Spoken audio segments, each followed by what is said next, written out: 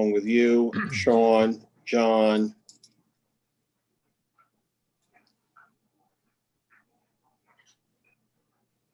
Who else is here?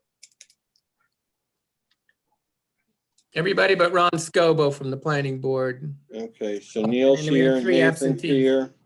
Who's the absentees? The absentees are Bob Wagner, Nate, Who? Nate's at, Nate, okay. Ken. Ron was supposed to show up, but he hasn't shown up yet. So. Yeah, All right, Mr. Wagner, Mr. Santa Marita, and Mr. Hashtag are all not participating. Okay. And Mr. Lapani's only participating if CNN will let him. Or Fox News, excuse me. So Carl, I don't Here. know if, whenever you're ready, just let me know. I'll give me a couple seconds and I'll tell you, okay? Alrighty. Just- So whenever you're ready, I guess the only one we're missing right now is Mr. Scobo, so. Okay, I'm just trying to look at the, As I say, there's a phone number in there. I don't know if it's worth, or if anyone knows his phone number. I know that phone number. That's not him. All right, great.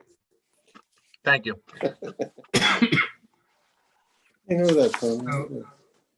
Looks like we've got a fair amount of attendees. Yeah, there, I have, 6 or 7 up there. Yep, okay. They all knew Chris was coming.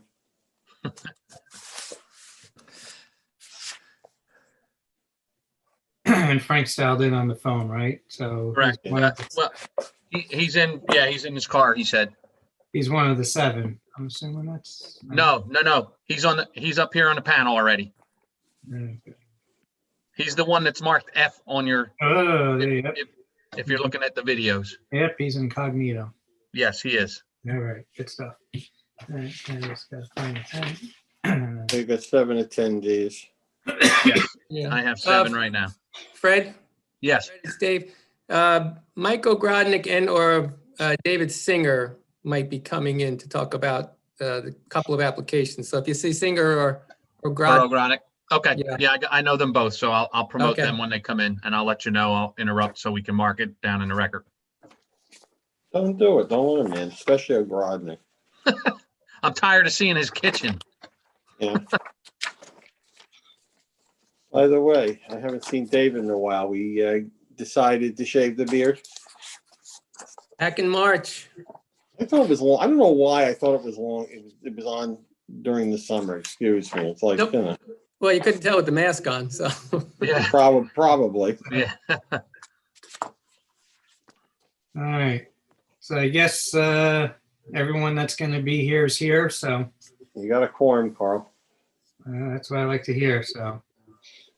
You got a quorum, and there's a football game. All right, you ready, Carl? Give me a second. Hello, Ron. All right, you're ready to go, Carl. Okay. So good evening, everyone. Welcome to the Hillsborough Township Planning Board meeting of Thursday, November 5th, 2020. This meeting is being conducted virtually. The public will be given an opportunity to participate remotely through the advertised Zoom link or optional phone number identified in the public meeting notice. Members of the public should use the raise hand feature in Zoom or *9 if participating by telephone to indicate you would like to be recognized to speak. Meeting and application documents have been made available on the township's website and civic clerk in accordance with the public meeting notice. Applicants will be presenting remotely and will identify themselves before testifying. So please join me in a salute to the flag. I pledge allegiance Allegiance to the flag Of the United States of America. and to the To republic the republic which it which it stands, stands, one nation, One under nation, God, God, indivisible, indivisible, liberty and liberty, justice for all. for all. Please be advised this meeting has been duly advertised according to Section 5 of the Open Public Meetings Act, Chapter 231, Public Law 1975, otherwise known as the Sunshine Law. Notice of the 2020 annual meeting schedule has been provided to the officially designated newspapers. The township clerk posted on the bulletin board at the Hillsborough Township Municipal Complex and posted to the township's website. Additional notice has been provided to communicate that this meeting is being conducted according to the governor's executive orders and pursuant to Public Law 2020 C.11, which allows for meetings to be conducted electronically. Also, Mr. Chairman, in addition, pursuant to the local finance notices recently established. Thank you. So with that, roll call, please. Okay, we have Mr. Wagner, Mr. Santaramita, and Mr. Hestag are absent, as well as Mr. Scobo. Mr. Peason, Here. Mr. Ciccarelli, Here. Mr. Emick, Here. Committeeman Delcor,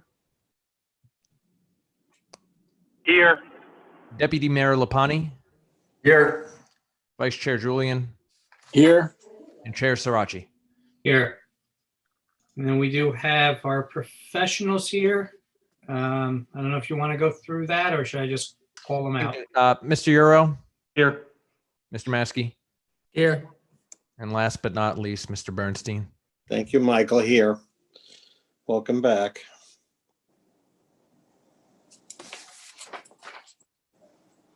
All right. Did we call out for Fred? I am here still. Sorry, Fred. That's okay. Okay, good. Next up, consideration of meeting minutes. We have the October 22nd, 2020 meeting minutes. May I have a motion to approve? So moved. Deputy Mayor Lapani. Okay, I've got a motion. Is there a second? I'll second it. Vice Chair Julian. Thank you. Got a motion and a second. Any discussion from the dais? All right, from the floor. Seeing none, roll call, please. Mr. Peason, Yes. Mr. Emick, Yes. Deputy Mayor Lapani, Yes. Vice Chair Julian, Yes. and Chair Sirachi. Yes. Next, we have consideration of resolutions, the Somerset County Improvement Authority for the solar facility. Mr. Maskey. Yes, I'll defer to Mr. Bernstein on this. I believe he has some information regarding the requested connection between ABM Park and Mountain View Park.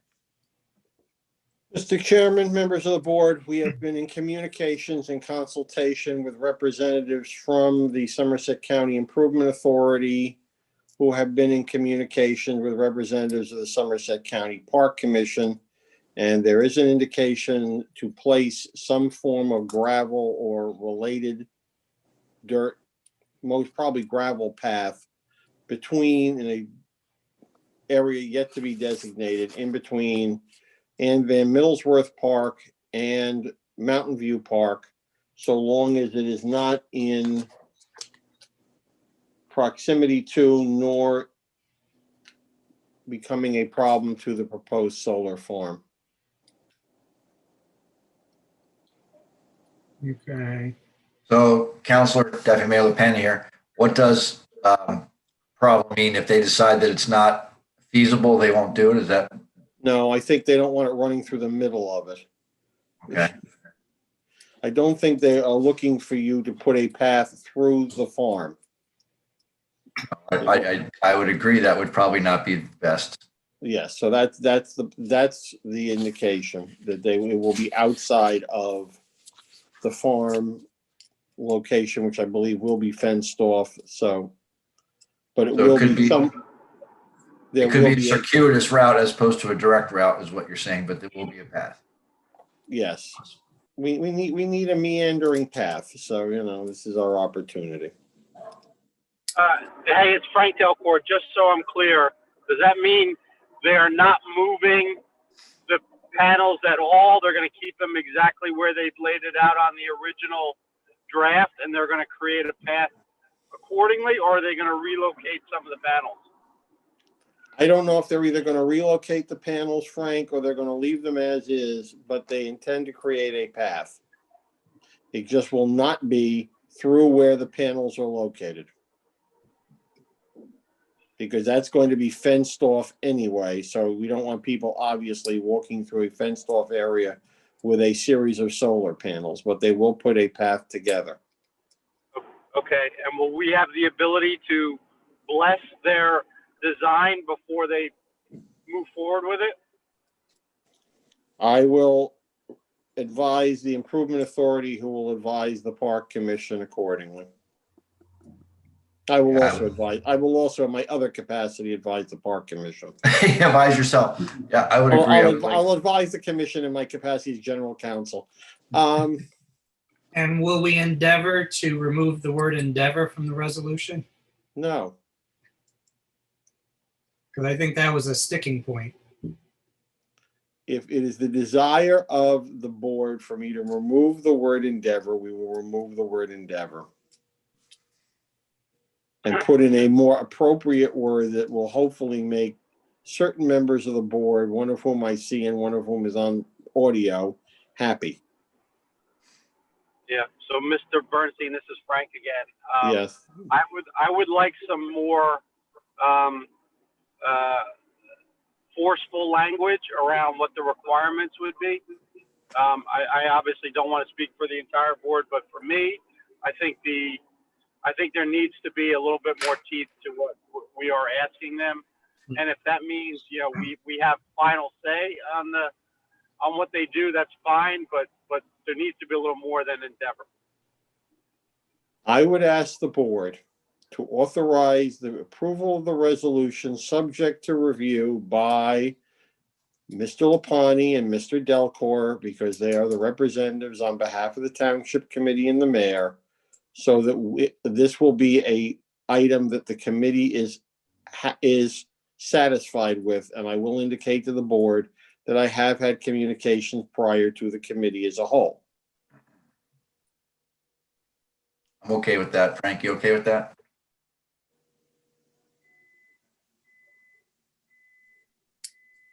Sorry, yes. Okay. Mr. Council, you Chairman, have your orders. Mr. Chairman, I would therefore ask that the resolution be approved, subject to final review and approval by board members Delcor and Lapani on behalf of the township. Okay, and any addition on the language too? The language will be amended to reflect that this path is going to occur versus hopefully will occur. That's great. Okay, so do I? Motion to approve that. Excellent. There's a second. Yeah, I'll second that, Peason. Okay. Eason can't second it. Emick, The eligible members are Emick Emick, Julian, Delcor, and Lapani. Emick can second it, please. All right, it's Kurt Emick. Okay. Thank you. So we got a motion and a second. Any additional discussions from the dais? I only asked one other thing, Counselor. Do you know are they still on the timeline to do this Q4, Q1? I think Q1, but don't quote me on it. Okay. Since we're like Almost done. halfway through Q4. Okay, that's fine. Counselor, is it appropriate to open up comments from the floor? Or, so I see a hand raised in the audience. Let's answer the question. Okay, so now what do I got? Fred, is that me to let them in or you can do it? I can allow them to talk. Okay, Okay, we're going to open that up to the public who has a question. I think it's Mr. Bagat. If you could unmute yourself and state your name and address for the record, please. Thank you, Fred. Yes, hi. This is Nilesh Bhagat. My address is 9 Lanning Way, Hillsborough Township, and my lot number is 44.15. So I think I received this notice, and obviously that's why I'm joining this Zoom meeting. So I think my bottom line question here is, although it should not be at all, but I just want to find out how does it impact my lot or my property in any shape or form. And I'm gathering that probably I'm adjoining the property in question, which is 201 Woods Road. And that is why I received this notice to join the Zoom meeting, right? So, Mr. Begat, this is Eric Bernstein, the board counsel. Can you indicate what notice you received? It's another application. Yeah, I don't, That's fine. Mr. Bernstein, this is Fred Kinzer, IT. I know where this lot is, and I think he's talking about the different application.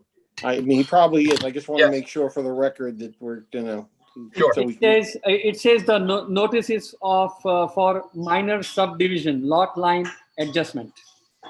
that would be, I believe, is Green Care Farm. Yeah, the Brzezinski application. Yeah. Yes, Green Care Farm. That's Mr. correct. Begat, if you wait a few minutes, you'll find out, I believe that the applicant is going to be asking for an extension. Is that correct, Mr. Maskey? Or has asked for an extension? Yes, that's our understanding. All right. So if you'd wait a few minutes, we're not at that application yet. Oh, okay, sure. That's Not a fine. not a problem. Just wanted to make sure. Thank you. Thank you. Okay. With that, I believe that's, I have another hand up. okay.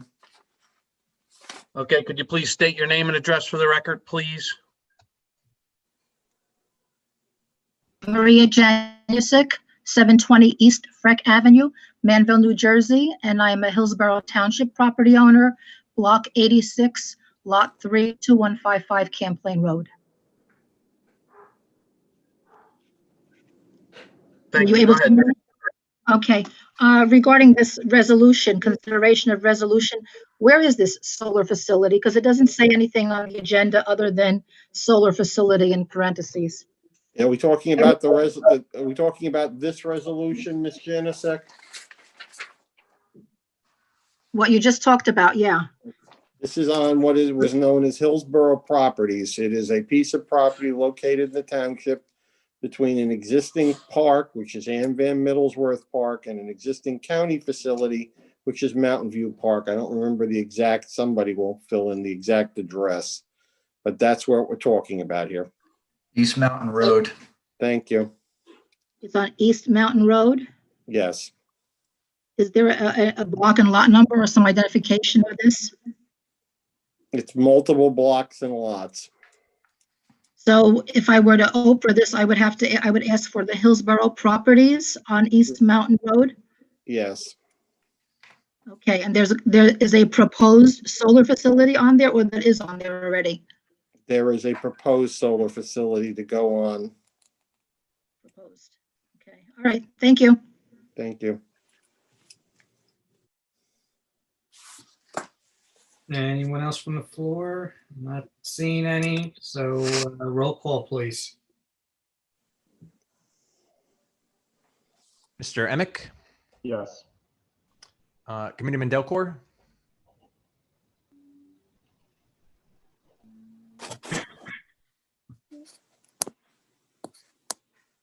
Unmute Frank, if you hear us. Mike, can you come back to him? Give him a sec. Oh, here he All is. right, yes, yes. Deputy Mayor Lapani, Yes. Vice Chair Julian. Yes. Thank you, Mr. Chairman. Excellent. So moving on to planning board business, CP East Brunswick, always known as Seisner, file 20-PB-05 MSPV, requesting adjournment from the November 12th, 2020 agenda with renotice with an extension of time provided through February 28th of next year. Dave? Mr. Chairman, Fred, is Mr. Ogrodnik happen to be on the line? I do not see him at this time. For purposes of the record, to give the board an understanding, the applicant is having issues with a neighboring property owner that is requiring a continuation of this application to sometime probably in January.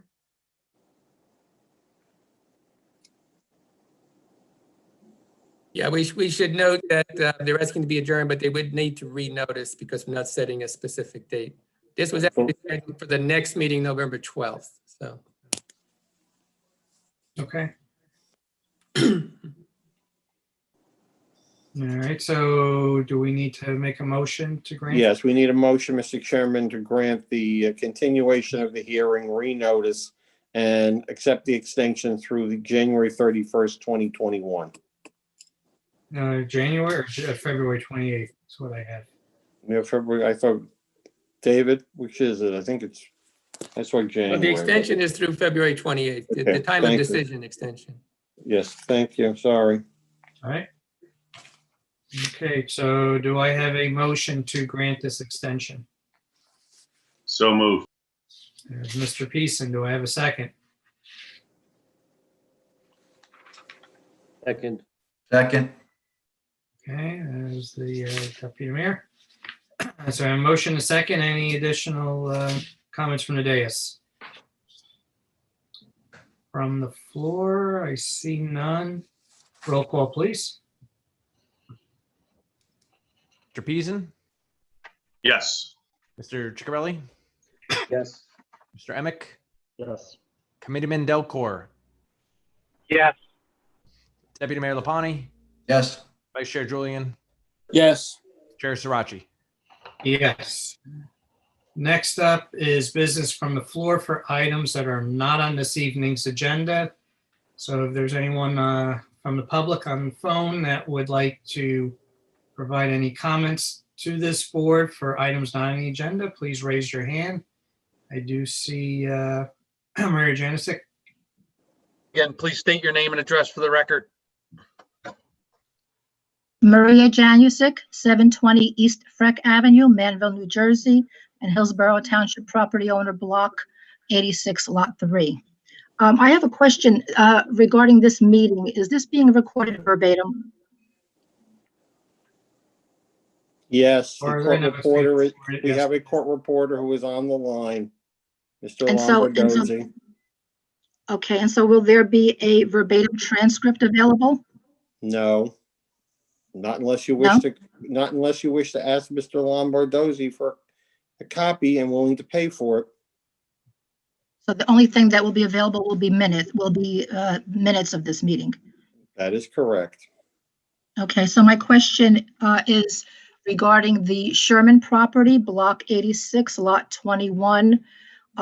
Some current records from Hillsborough Township are showing it as block 86, lot 21. Some are showing them as block 86, lot 21.01 because it was subdivided. Is that property still owned by the Township of Hillsborough, or has that property been sold? That property is still owned by the Township of Hillsborough at the moment. I received a notice regarding the application that's going to be submitted to the New Jersey Department of Environmental Protection, Division of Land Use Regulation, and that's showing that that property is block 86, lot 21. But I think it was like 2 years ago, there was a planning board meeting regarding subdividing that property, which was approved. So what is the actual identity of that property? Is it block 86, lot 21, or is it block 86, lot 21.01, and block 86, lot 21.02? I can't, Ms. Janasek, indicate to you exactly how it's been designated by the tax assessor because that is a tax assessment designation. But it's at the moment either lot 21, 21.01. I believe that's one of the two, but I can't answer that for a fact. So once that was approved by the planning board, was there no action taken to identify that property differently other than what it was before as one parcel, block 86, lot 21? That would be a determination made by the tax assessor, Ms. Janasek. The designation of blocks and lots are created by the tax map and therefore by the tax assessor based on whether or not the property existed and or whether or not there have been subdivisions therein. So I can't answer at the moment what Ms. Blaney did or did not do in terms of the designation. It's last designated as block 86, lot 21. That's the last that has been identified as is block 86, lot 21. I believe that's how it was designated at the time it came in for a subdivision. I don't know whether it still is just designated as one lot or designated as two on the tax rolls. Okay, because I believe I saw a resolution recently that referred to block 86, lot 21.01. I can't answer what you saw or didn't see, Ms. Janusik, on a resolution before the township committee. Which, because this So- planning board hasn't dealt with the Sherman property since it granted the subdivision. Okay, so once that subdivision was granted, doesn't the planning board do anything? Send that to the engineering department, who then sends it to the tax assessor? Because how would she know about it unless someone provided information to her? That may be the case. I can't answer what Mr. Bellinger did or didn't do, what Ms. Blaney did or didn't do, or how it's been designated. You can make a request accordingly. All righty, thank you. Okay, thank you. Thank you. Is there any other members of the public that would like to provide comment to this board on matters not on this evening's agenda? Seeing none, we do not have considerations of ordinances. So moving on to applications, and I believe there was a gentleman on the phone earlier. It's going to be in the first one. The Green Care Farms LLC, Brzezinski, filed 19-PB-21-SV. From what I understand, the applicant is requesting to be adjourned to February 4th of next year without further notice, with an extension of time provided to February 28th of 2021. Eric or Dave? Mr. Chairman, I've been informed by Ms. Paget that Mr. Singer will not be on the line. Okay. All right, so we have an application. Mr. Begat?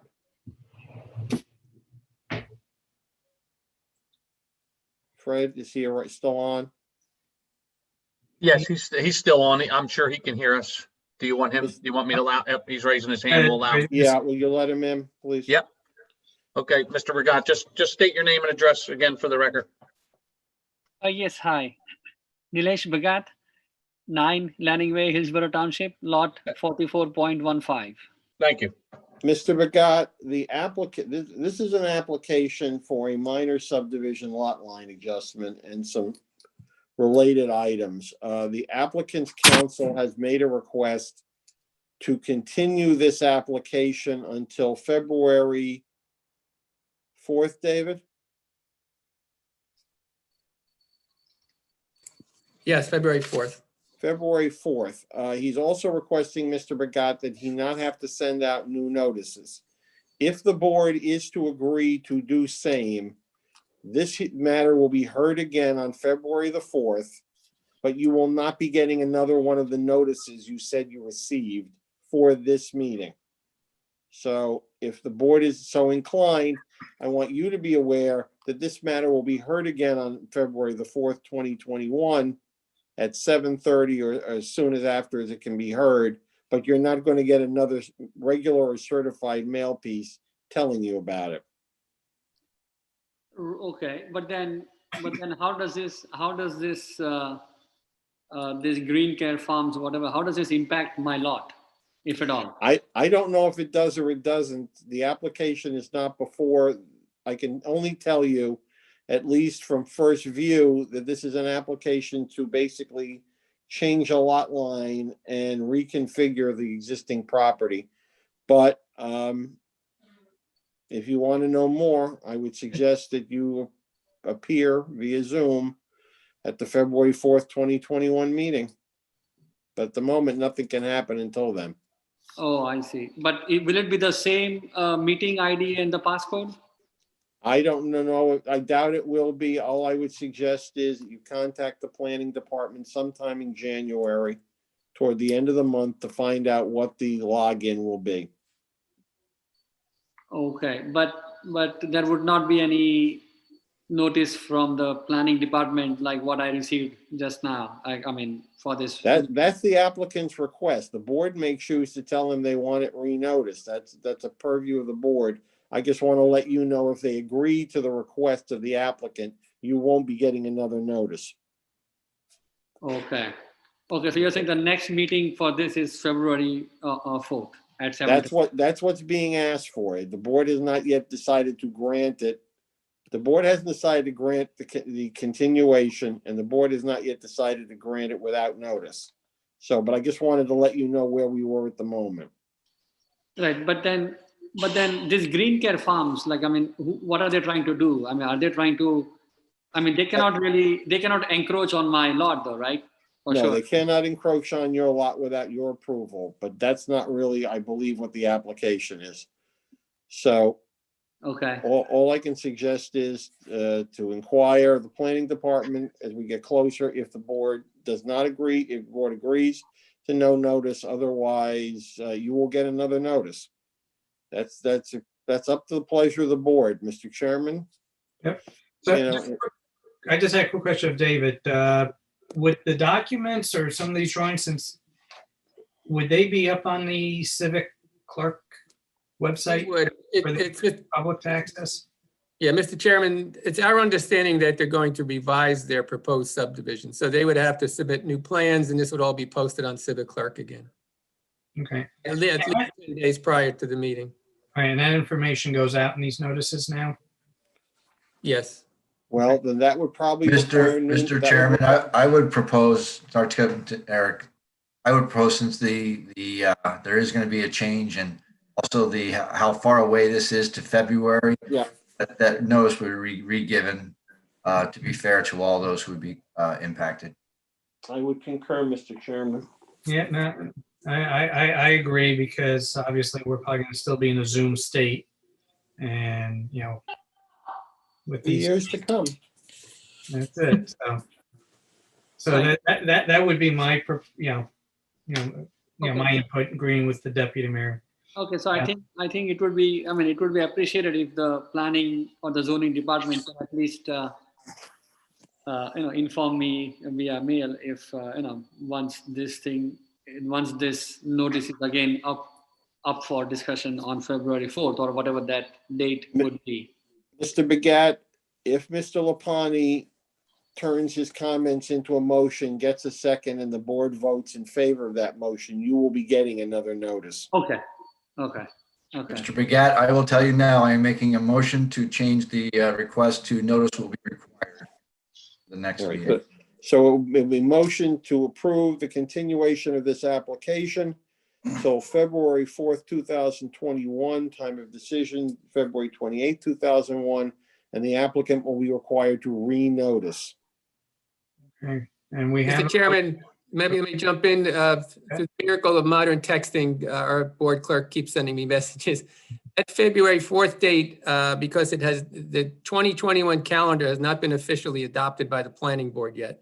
So that is in essence a tentative date because it's not an official meeting date yet. Which makes it more important to notice. Yes. Okay. So, But then I think right now we have no clue about what this this 201 Woods Road property owner is planning to do at this point. At the moment, Mr. Begat, his application, and I think the chairman read it, was to seek a minor subdivision /lot line adjustment approval, a couple of bulk variances and waivers to reconfigure the lot lines to increase one of the properties and not the other. But depending on what his new application comes in with, who knows what it will say. That's why you're going to get renoticed. Okay. Yeah. Okay, fair enough. So I look forward to the updated notice soon then. I mean, or Thank you. whenever it is, in January or February. Yeah, that'd be great. All right, I believe there's a motion pending, Mr. Chairman. so do I have a second? I'll second. Emick, second. Excellent. Got a motion and a second. Any additional comments from the dais? From the floor? Seeing none, roll call, please. Mr. Peason, Yes. Mr. Ciccarelli, Yes. Mr. Emick, Emick, yes. Committeeman Delcor, Yes. Deputy Mayor Lapani, Yes. Vice Chair Julian, Yes. Chair Sirachi. Yes.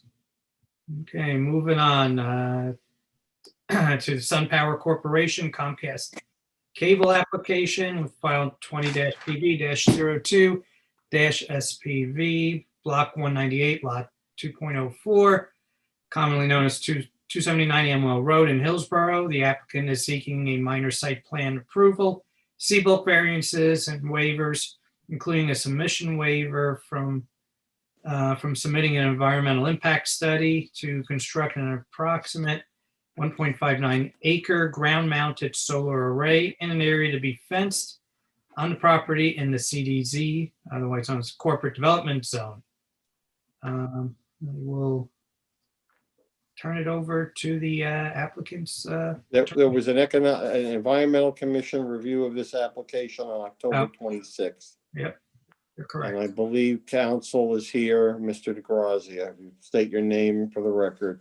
Yep, for the record, my name is Christopher DeGrazia from the law firm of Fagery, Drinker, Biddle, and Reed, here on behalf of the applicant. Can you spell your last name, counsel? Sure. DE, capital G, REZIA.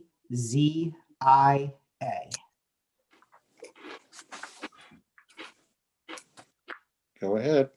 Okay, floor is yours. Oh, I was just going to say we provided notice, and I believe the affidavit was submitted and reviewed.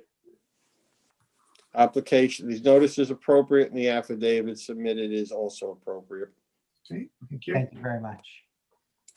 Thank you, Mr. Chair. As you mentioned, this application is a minor site plan application with a potential variance and a waiver request. The site, I'm sure you're all very familiar with it, is off of Amwell Road at 279 Amwell Road.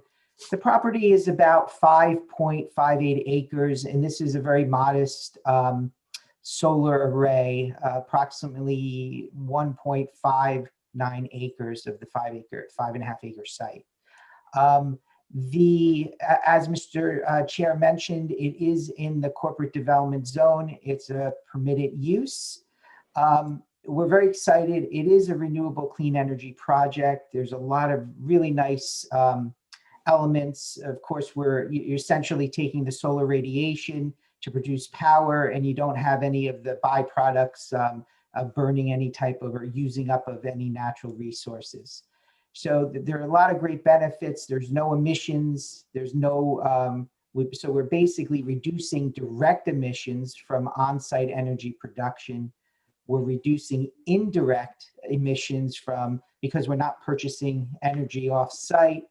And of course, there's the positive benefit to the power grid because we're going to be producing those energies. There's during the daytime hours, so there's lower demand during that time. The other nice element, like I said, this is a renewable energy project. This also has some sustainability elements, and one is that they will be adding a electric car charging station to the parking area.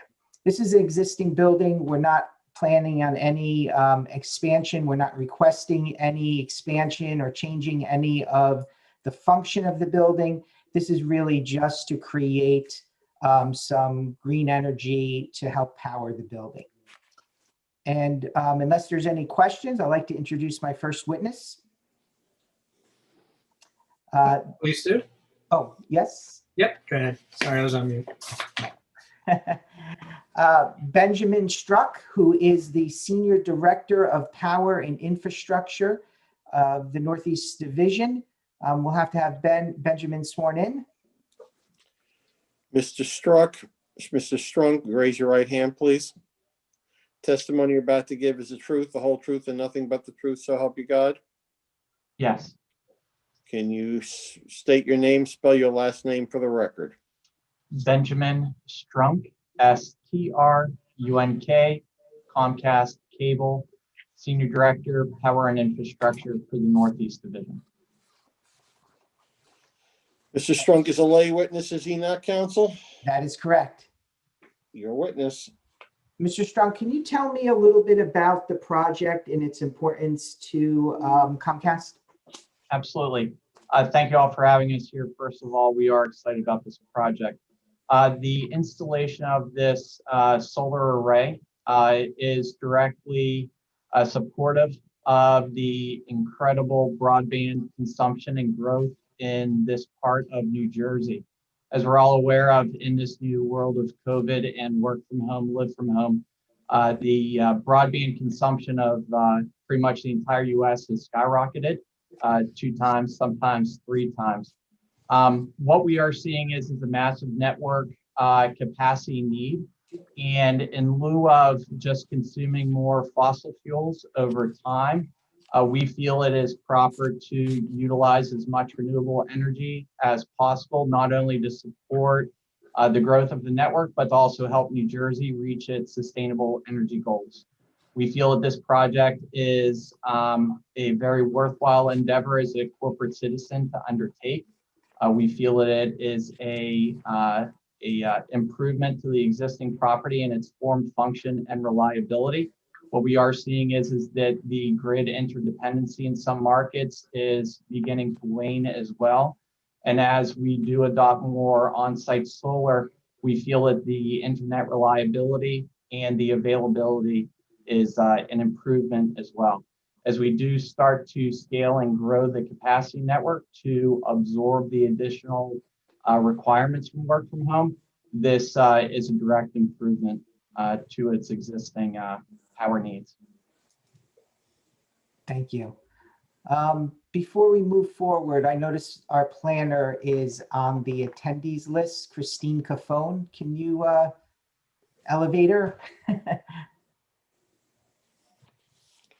She is now a panelist. Thank you very much. You're welcome. Before you go any further, Council, does any member of the board have any questions of this individual? I do. Thank you. Mr. Struck, can you explain to me how the expansion of the network demand is exponentially bringing on fossil fuels? I mean, what is generating the fact that you need solar array to supply that demand? So the way that the network works is, to put it as simply as possible, your home cable modem has to talk to a computer at this building. As you are consuming more bandwidth for video phone calls, as you are consuming more gigabits of traffic utilizing your Wi-Fi, that bandwidth and throughput needs to be processed. As with pure energy and electricity, the more that you consume from a throughput or bandwidth, the more energy it takes to run the computer to route you to a server or to a location or to a website.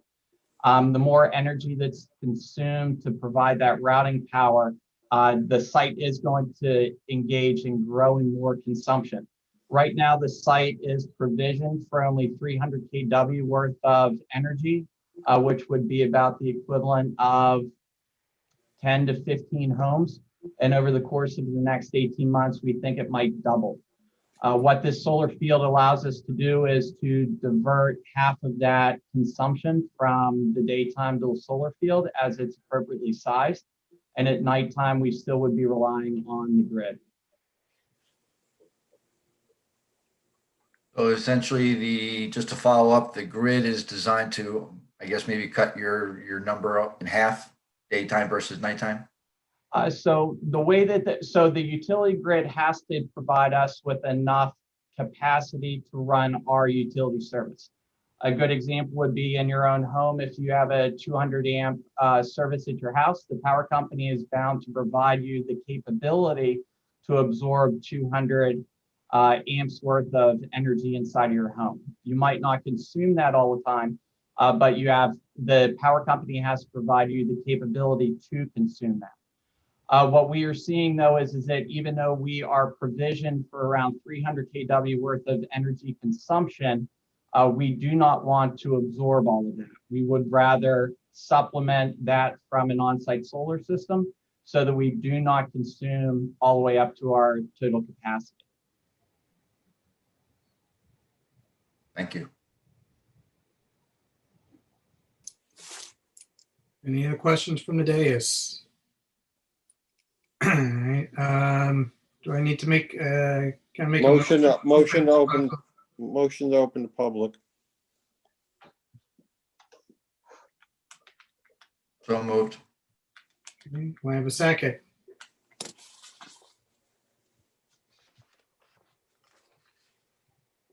Mick will second.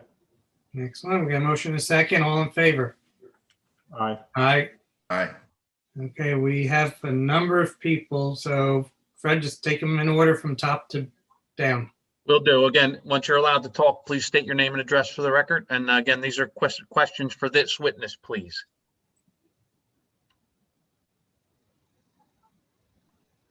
Ms. Gulliver, Take yourself off mute. can you, there you go. Hi, Susan Gulliford, Hunt Club Road. Okay. Go ahead. Go ahead. Okay. My first question is the power that's resulting from this only on site, or are you selling the excess back to the electric company? Our models show that we will be consuming all of this energy on site.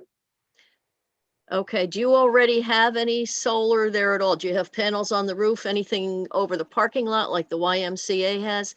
Something else where you may have already started using solar, or are you just planning on expanding this?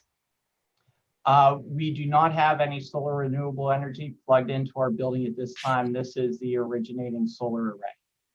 Why do you not have it on the building or over the parking lot?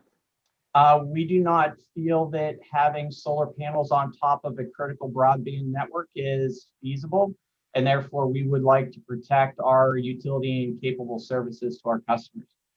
We would prefer it to be on the ground where if there is a large snow load or any sort of adverse impact, we are protecting the entire building and therefore protecting the broadband network. Okay, thank you.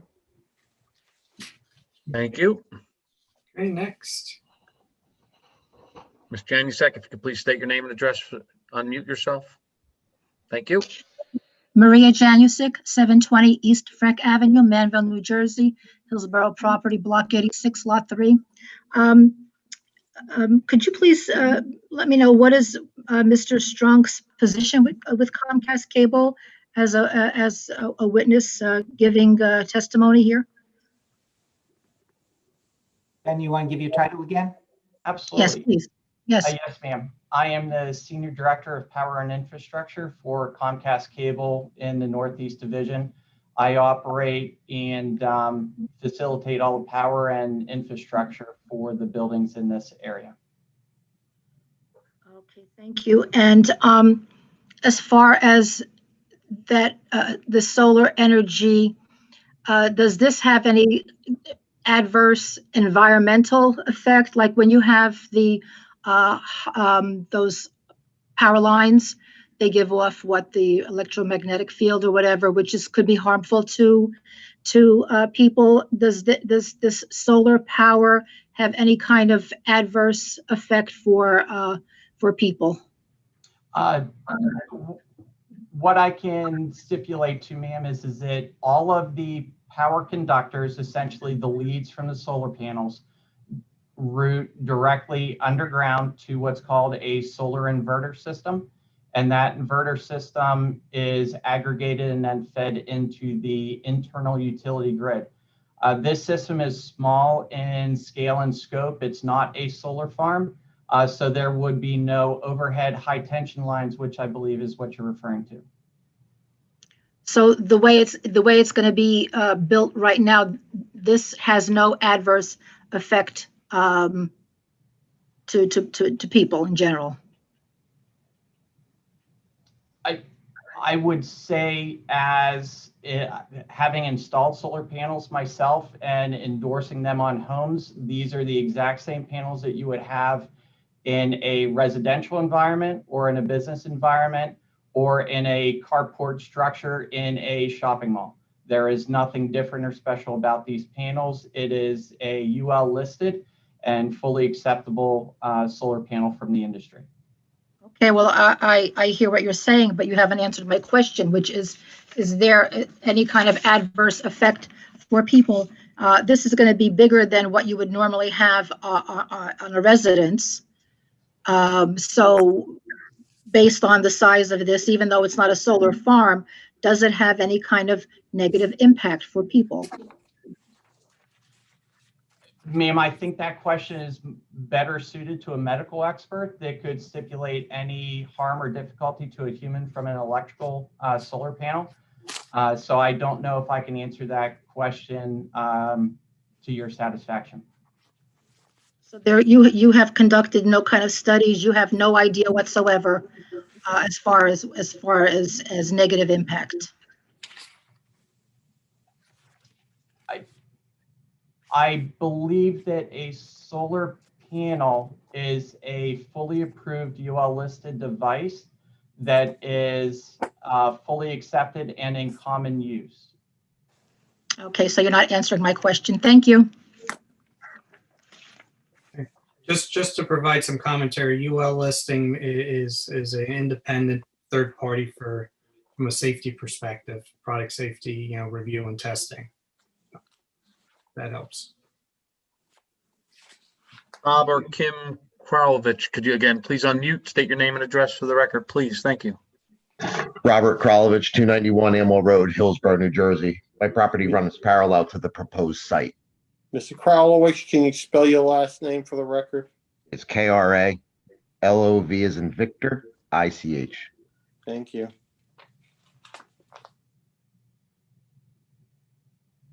You can proceed. Okay. I want to start with, in the years past, Comcast Cable has not been a good neighbor, nor are they accountable for anything they do on that property, starting with their dishes that they're going to be removing for the solar panel. Being a minor issue with this project, it is not minor. You're on a CDZ property with a 5-acre lot, requires a 50-foot setback, not a 26-foot. Mr. Chair, is this questions for this witness or are these? Yeah, I'm gonna just please provide or questions that specifically. Well, it does pertain to it because it's due to the size of the solar system they're looking to put in. So that size has to do with that variance. We may need to save that for the engineer. Okay, well, with that, Technical question. going back to the technical part of this, so you're saying that Comcast right now is using 300 kilowatts of energy a day? No, sir. That building is provisioned to be able to utilize 300 kW worth of utility capacity. What's the output of the new system total net? The solar system is sized for 396 kW of AC power at its nameplate rating. At its nameplate, but now you're saying you don't use the 300 kW. That's only what the ability that the power company needs to supply you. So you're oversight. You're building a power plant in my backyard. We will be consuming all of the energy from the solar panels as is generated and as the network equipment grows within that building. So you're going to be using 396 kilowatts a day. Yes, sir. But you're not using 300 kilowatts a day from the energy company. You just said that's the supply that they're giving you allowable, but you're not using that. We are using There should be on record how many kW you are using per day when they design this project. You should know exactly the kW you're using for your building before you design a system that wants to over-energize to sell back to the grid. The building right now, sir, is consuming approximately 165 kW worth of energy. We are beginning to grow the capacity of the internal computing network. When that computing network comes online, the solar panels should be online as well. So therefore, we should still be consuming all of the energy capable from the solar field within the new compute equipment within the building. So is that 165 kW a day? Is that including the Verizon cellular tower that is leased by Verizon? That is not within our scope or preview. That is their own utility. It's powered on the same grid. It is powered on the same utility grid, but the cell tower has its own utility and its own metering system.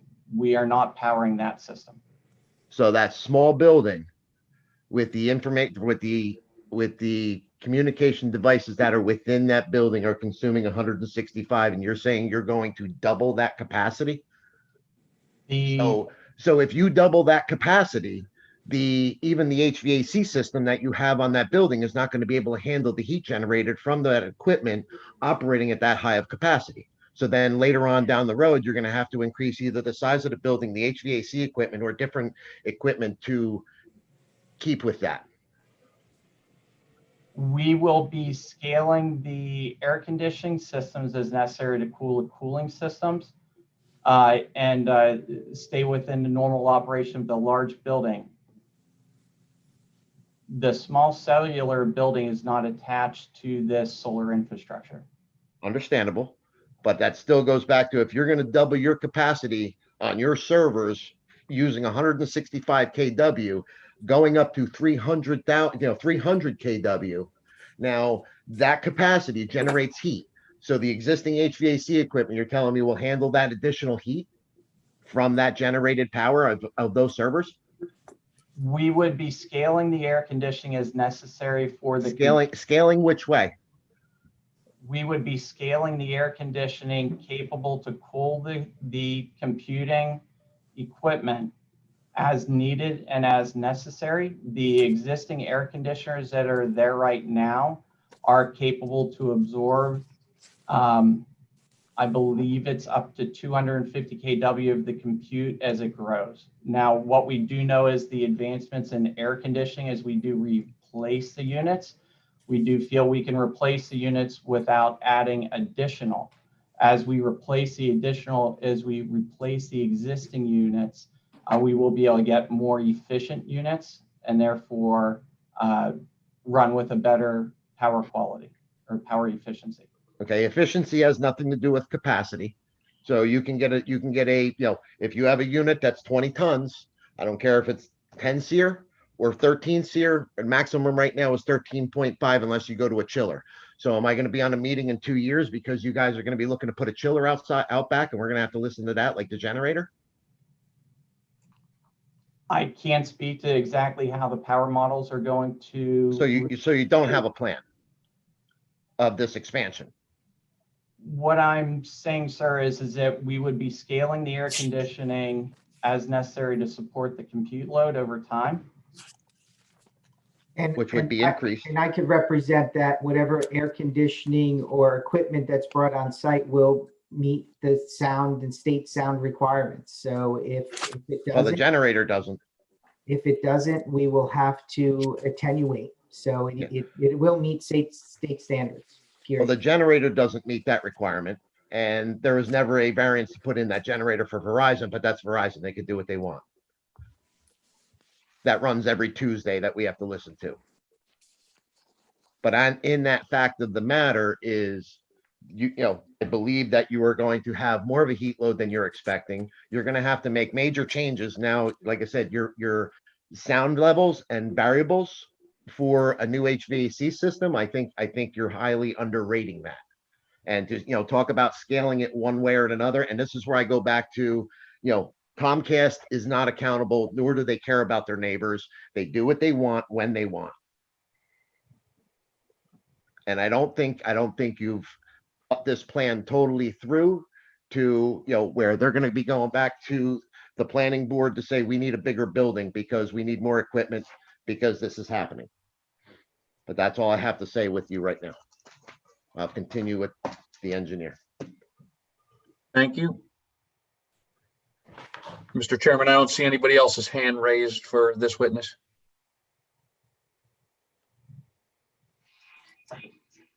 I was on mute. We can move on to the next witness. Thank you very much. I would like to call to the stand Walter Bronson, our project engineer from Dewberry. Mr. Bronson, raise your right hand, please. Testimony you're about to give is the truth, the whole truth, and nothing but the truth, so help you God. It is. Can you state your name, spell your last name, and by whom are you employed? Certainly. Name is Walter Bronson, Bronson. I'm employed by Dewberry Engineers, Inc. Counsel? Yeah, can we go through some of your credentials to get you qualified? Sure, thank you. I'm a licensed professional engineer in the state of New Jersey. I graduated from Penn State in 1985 with a degree in civil engineering. I've appeared before numerous planning and zoning boards around the state. I don't remember exactly the last time I was in Hillsborough. It's been a while. But I've certainly been working on land development projects throughout my 35 plus year career. And in the last 4 or 5 years, I've been doing solar developments really across the country, including numerous ones here in New Jersey. And no suspension in license or anything along those lines? No. Okay. Is going to take a look around the board here. If everyone shakes their head that we're good with his credentials. Thank you. A lot of head shaking, so we will accept. Please continue. Thank you, Mr. Chairman. Excuse me, this is Fred Kinzer, IT. Mr. Bronson, I made you the co-host so you could share your screen when you're ready, okay? Certainly. Thank you.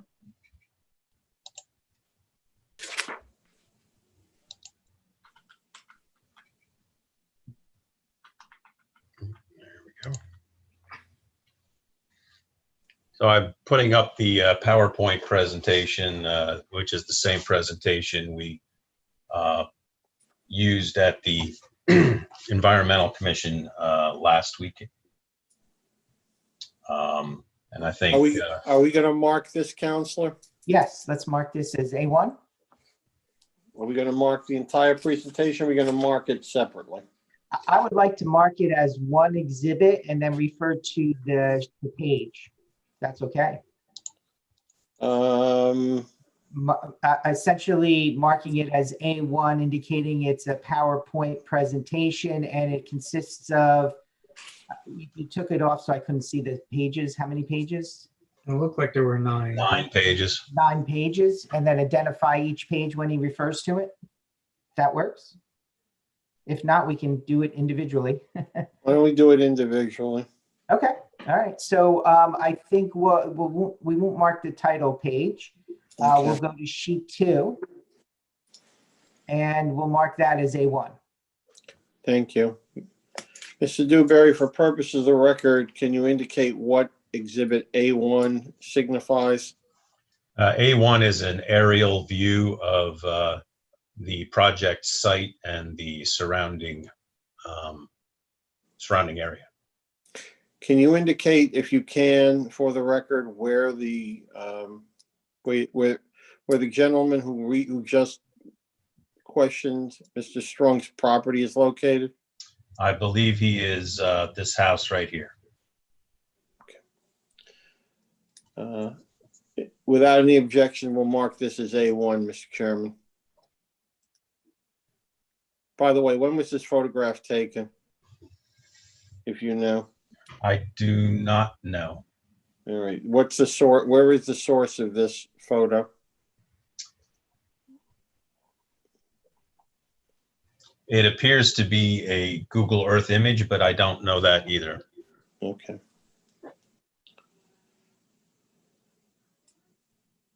All right. We'll mark it as A1.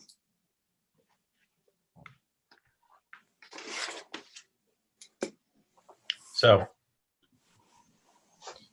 as Mr. DeGrazia stated in his opening, the project site, which is located here, is about 5.5 acres. It's on the north side of Amwell Road, and it is known as Block 198, Lot 2.04. It is the current site of a Comcast building, parking area, the tower in the back of the site here, and there's currently a number of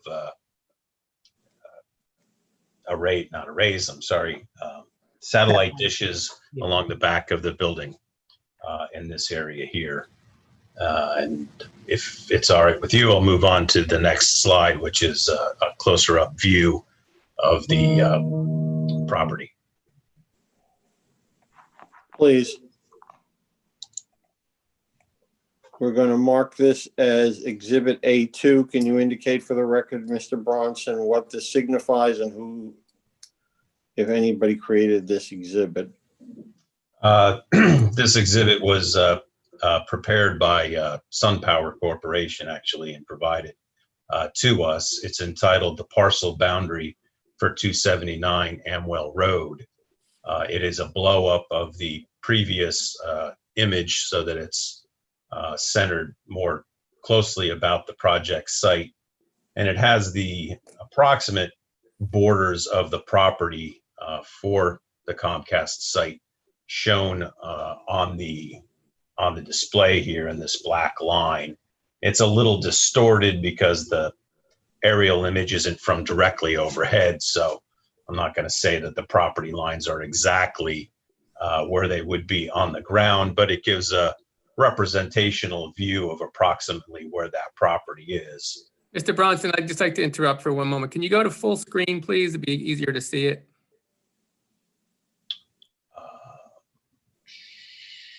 No, you want me to just start? There we go. Thank you. You're welcome. So I think, I can't remember if we marked it. This would be A2 parcel boundary slide. Yes, marked as A2. And you can see with Amwell Road along the southern border here, the entrance to the parking lot in this area here, the existing building. And then in the future slides, we'll show where the solar arrays are going in the field area behind the building here. If there's no questions related to this slide, I'll move on to the next one.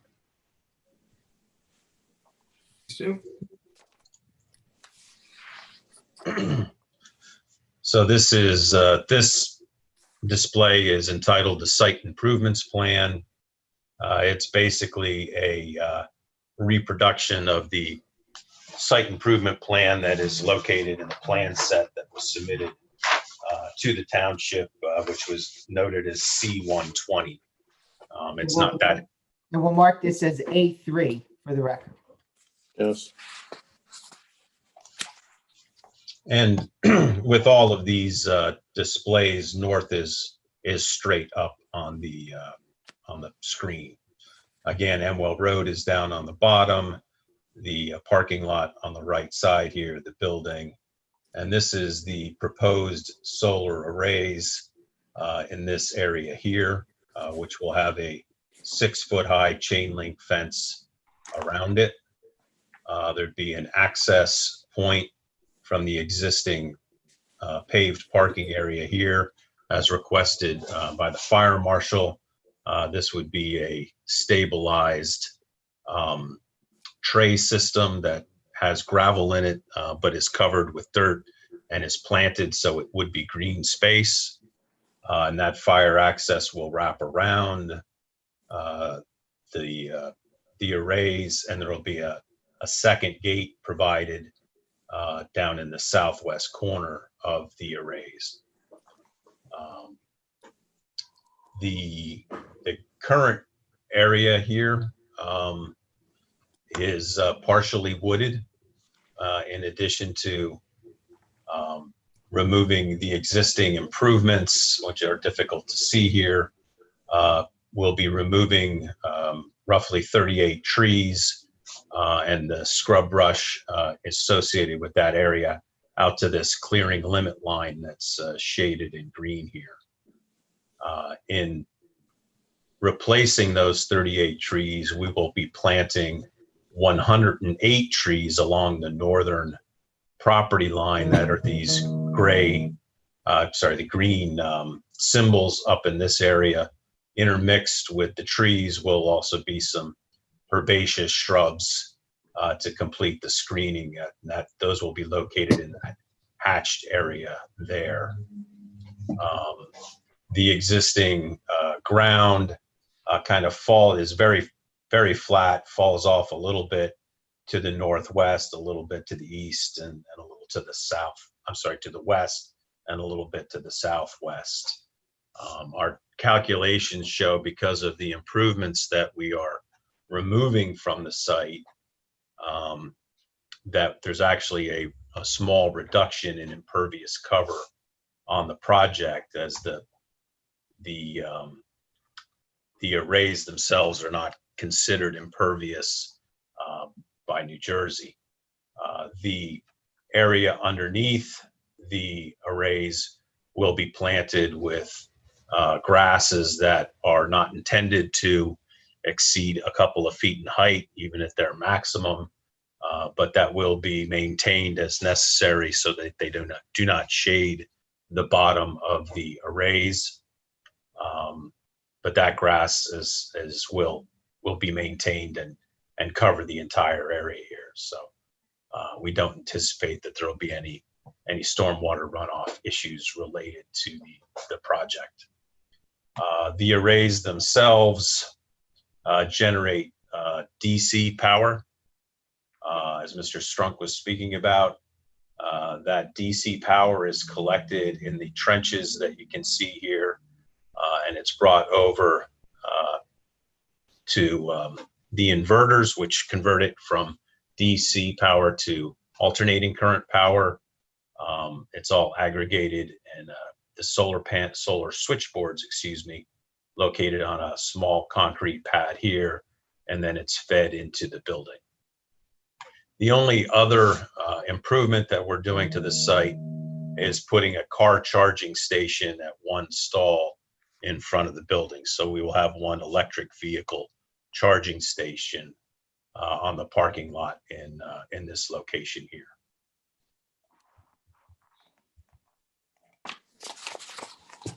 And that's all that I have. Have I missed anything, Chris, on this slide?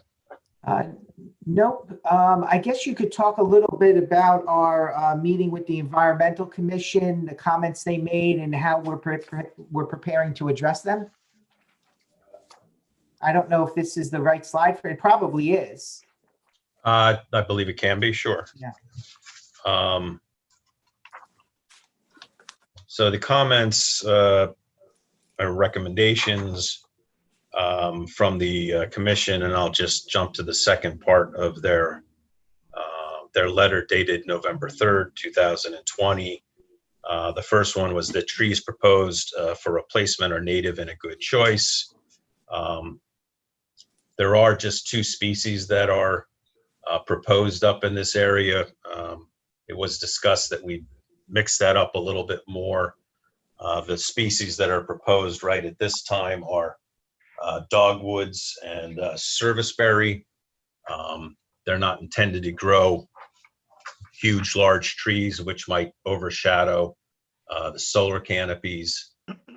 But that's the 108 trees up in this area. The second comment is that herbaceous plants may present a problem. We agreed with the Environmental Commission that we would look at the shrubs that are proposed for that hatched area. We'll have our landscape architect pick some new species that are better in keeping for this area and deer tolerant, to the satisfaction of the board and its professionals, should any approval be granted this evening.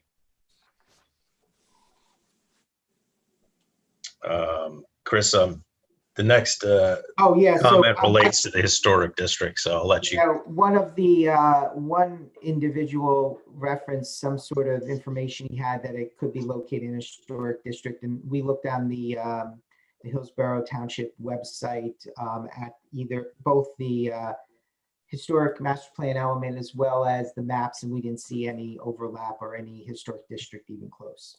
Mr. Chairman, can I jump in on that, please? I've done a little. Yeah, I was going to ask you if you can confirm. Yes, there actually is a historic district. It's it's called, I'll give you the exact name of it. A local district?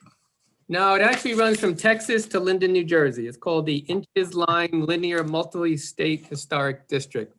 It's a pipeline that was built during World War II to transport oil from Texas to the refineries in Linden.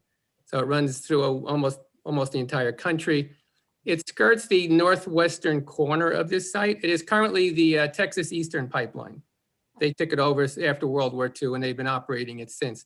Right, where the cursor is, on one of the sheets, or two of the sheets, it does show the outline of the easement. It does. And it is all underground. I have spoken to the chair of the Historic Commission. He was aware of it, but because it is all underground, it's generally not an issue. And from what we see on the site plan, there was no disturbance on top of the pipeline, which I'm sure would be subject to whatever easement Texas Eastern has with the owner of the property anyway. So yes, there is it's actually received a SHPO opinion of eligibility in 1993. Yeah, I meant, let me clarify. I meant to say no local district, which would be the jurisdiction of the local board. I wasn't aware of the federal, but that typically wouldn't go before the local board. But thank you for all that information. Good to know. Yeah. The next comment was regarding the 50-foot buffer. The plan as prepared and submitted to the board has a 48-foot setback from the northern property to our closest point on the array in this area. We also are closer than 50 feet along the western edge of the property. After hearing comments from the Environmental Commission, Comcast and the applicant SunPower have agreed to redesign the system to adhere to the 50-foot setback requested by the commission. That will mean a rotation of the arrays from what is right now in kind of an up and down portrait view to a left and right landscape view. It'll also result in a slight decrease in the amount of power that is generated by the array. But we felt that it was better to meet the 50-foot setback request or requirement as requested by the Environmental Commission. So we are prepared to meet that request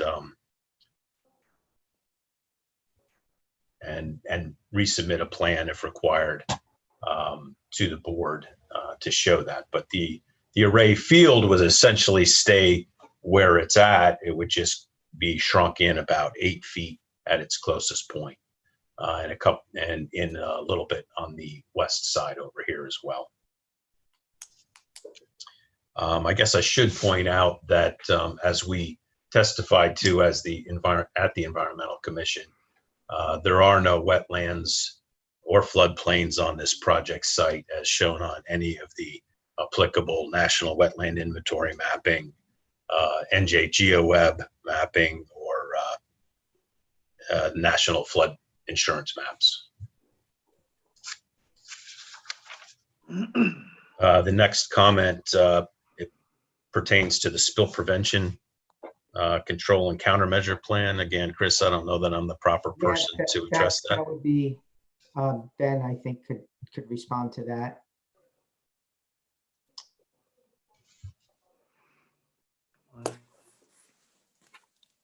Sorry about that. Yes, Chris, the site does have a I active. remind you, Mr. Strunk, you're still under oath.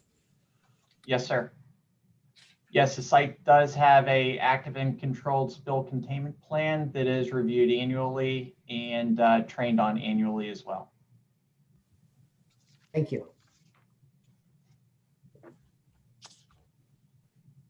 The next comment pertains to the stormwater construction general permit, which we have obtained for this project. And if it has not already been supplied, it will be supplied to the board.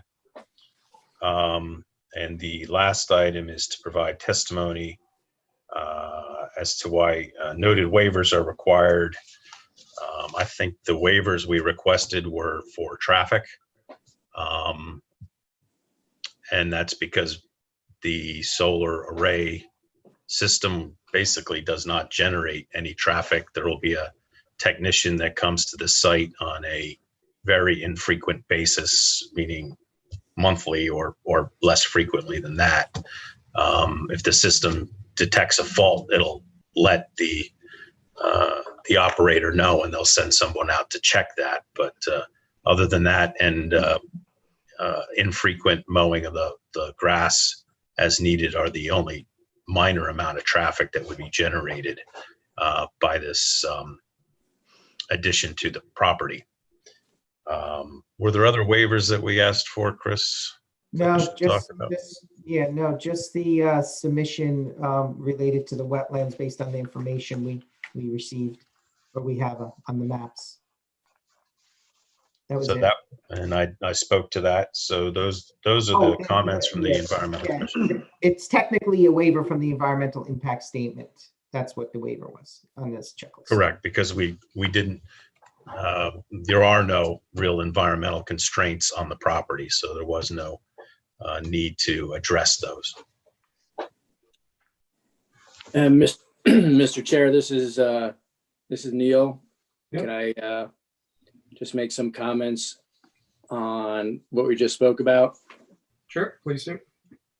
Yeah, I was at the meeting, so it was a good, robust meeting, and I'm glad to hear that the applicant has agreed to all of the comments below. I know the one in particular that we spent a lot of time talking about was the 50-foot setback buffer. So, I mean, we see a lot of applicants, although we were happy in terms of what is being placed there in terms of the solar array. We did not want to not go against the ordinance of the 50-foot buffer, even though it was a solar array. So I'm happy that the applicant agreed to adhere to the ordinance, as well as the other comments that are being made. And again, just for the record, you're saying there are no wetlands. So if that's, and no other environmental disturbances, then we would be okay with a waiver for an environmental impact statement. That's all I have. Thank you. Mr. Chairman, may I?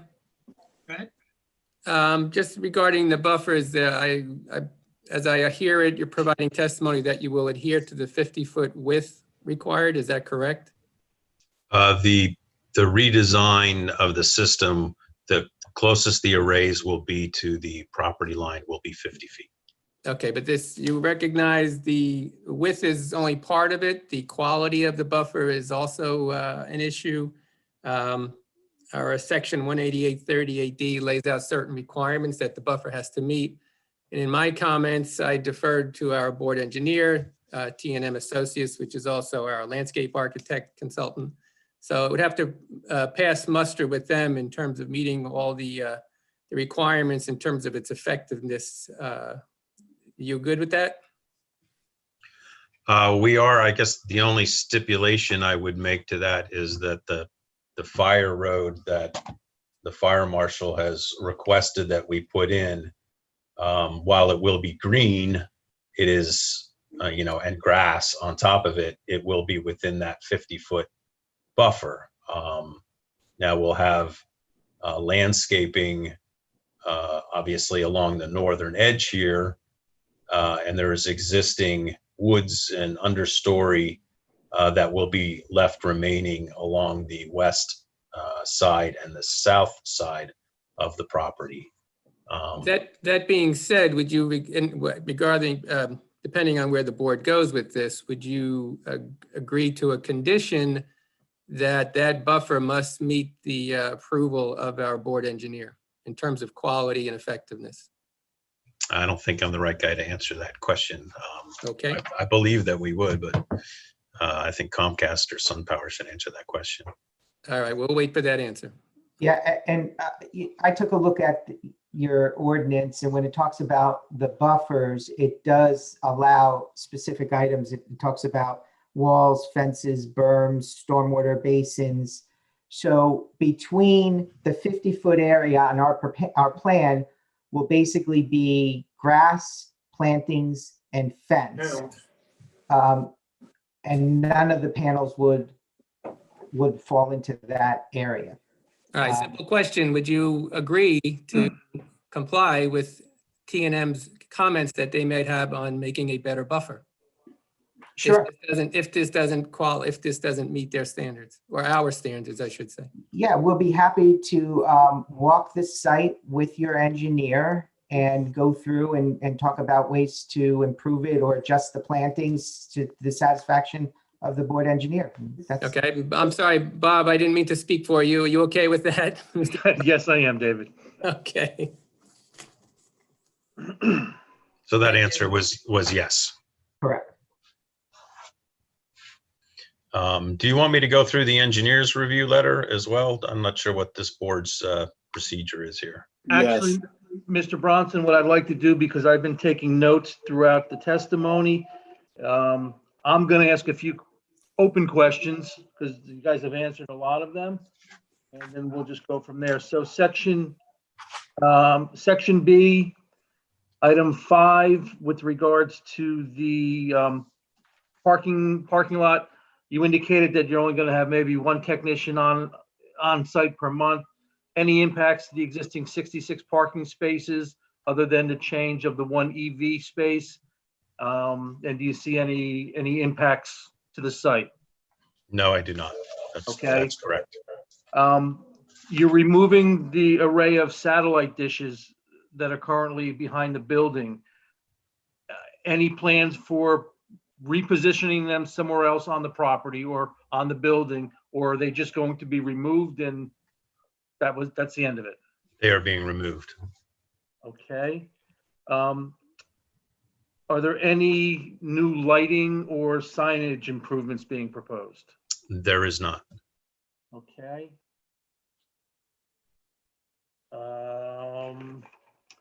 If I go to section C, you've addressed all of my stormwater comments. C4, are the existing utilities coming to the property? I know you indicated that you're going to tie the solar array into the building. Do you have adequate utilities on the property now for the proposed operation? Yes, we do. Okay. We're requiring as part of item C5, would you place a note on the plan indicating that all future utilities will be placed underground? Yes, we will. That's item C6 and C7, which are the landscaping comments.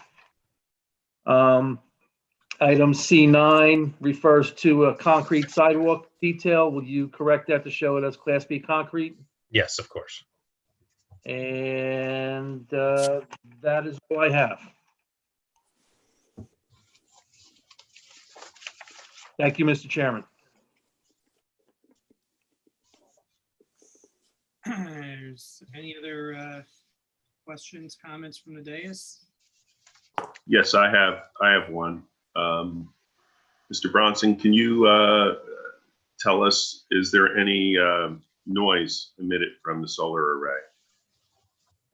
The solar arrays themselves, no, there is not.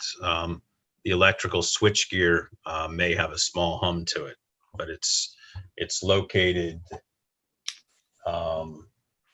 over in this area here. It's almost indiscernible. This is a very small system, and it's not going to generate a lot. Okay. And then besides, if something goes wrong, a technician is dispatched to clear up an issue or a problem. Is there any other preventative maintenance or activity that would clear snow or debris or anything from a maintenance standpoint? Other than cutting the grass, no, there is not. Snow is, when it falls generally on these panels, they're very slippery and it's going to slide off. So it's not something that needs for somebody to come out and clean it off or anything like that. It's just the grass itself that needs to be maintained. And, you know, somebody's going to come out and check on the systems and the equipment just to make sure everything's operating properly on a regular basis, but it's not anything that somebody's going to be there daily for instance. Thank you, Mr. Bronson. One last comment. I know one of the solar arrays, this was a few years ago, so maybe the technology has changed, but they proposed that, you know, grass that didn't need to be cut. It would be sort of it would just bend onto itself and, you know, be a grass that doesn't need maintenance. Have you thought about that? That is the intent, is to have that here, that this would not require maintenance. It's been our experience that on occasion it still does need to, in order to promote growth and to keep things going well, it's better to cut it. It may just be once or twice a year. It certainly isn't something where somebody needs to be out there every week or every month as it is for our own yards. Great, thank you. And if I could, I just want to clarify one thing on the utilities. There's nothing, everything is proposed underground utility wise for this project. We certainly can't speak for anything that might happen in the future, or I can't speak for anything that might happen in the future on this project. And we certainly take no exception to putting a note on these plans that all utilities will be constructed underground.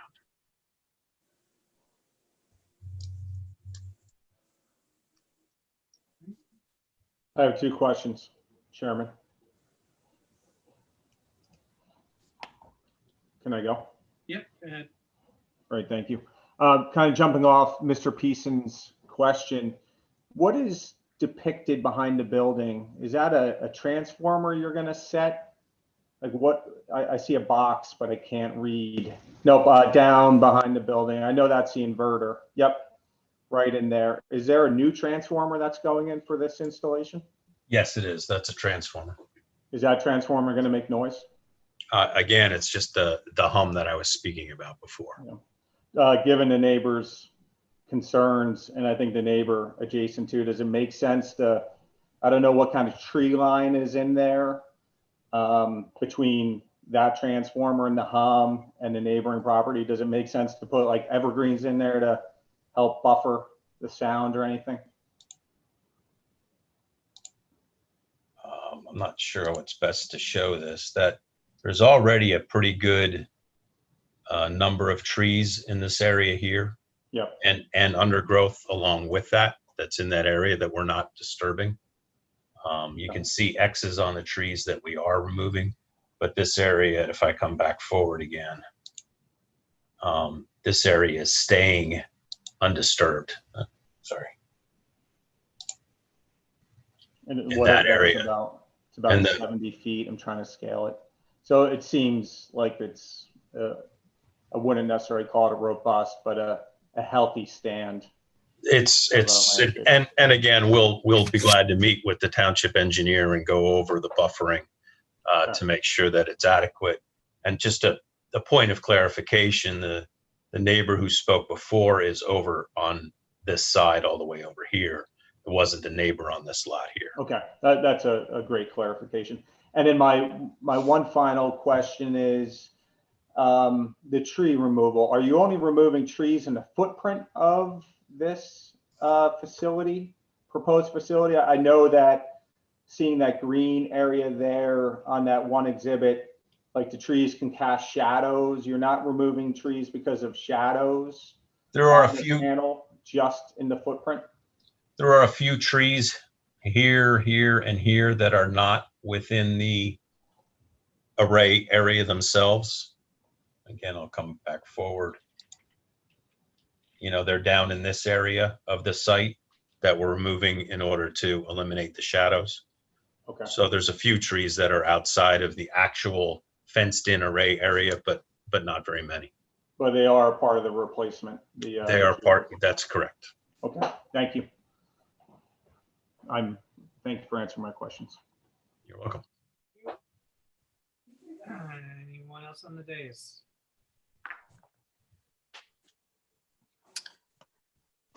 Hey, Carl, this is Fred from IT. You're just a little soft, so just if you could either maybe get closer or speak up. Thank you. Yeah, one more Chairman, comment. I have a comment as well. Sorry, Mr. Ciccarelli, go ahead. Is Mr. Bronson the correct witness to discuss the pile driving or foundation design? I believe I can. If I can't answer your question, we may have others that can. I'm looking at the structural drawings and I was trying to get clarification on how many posts are going to be driven, how involved it's going to be. There's also foundations and I guess how that relates to the overall construction timeframe. If you can touch on all of that. I can try to. The posts that support the arrays themselves are driven posts. So they're marked out and the locations are marked out in the field, and it's not like driving a pile, it's a post, but they are driven into the ground. And that provides all the support that's required for the arrays themselves. The only foundations that are proposed would be for the electrical equipment in this area and for the transformer down in this area. So we have concrete pads in those locations for that electrical equipment, but everything else is just a driven post. Okay, so the array is all posts. And That's the foundation. Correct. Okay, thank you.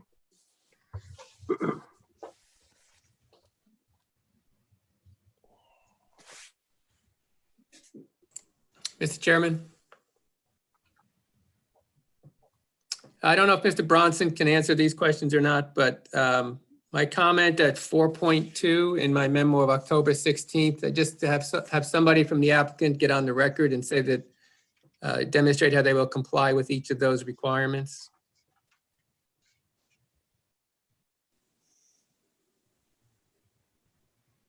Can you specify that page again? It's page 2, comment 4.2.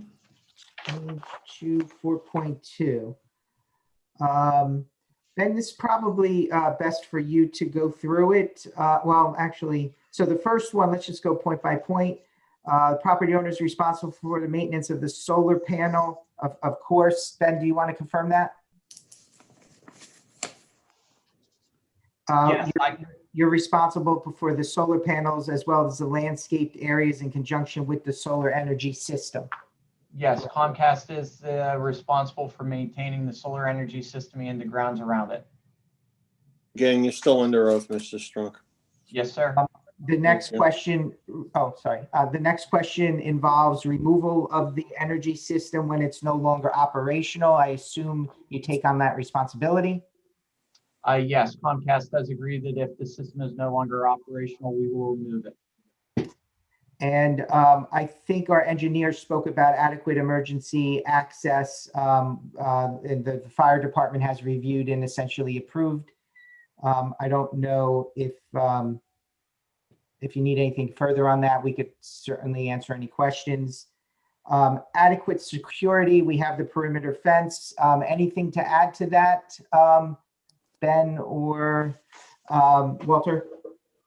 Just that the fence gates, at the fence gates for the vehicle access, there is a Knox box for the fire department to use at both gates to get access here.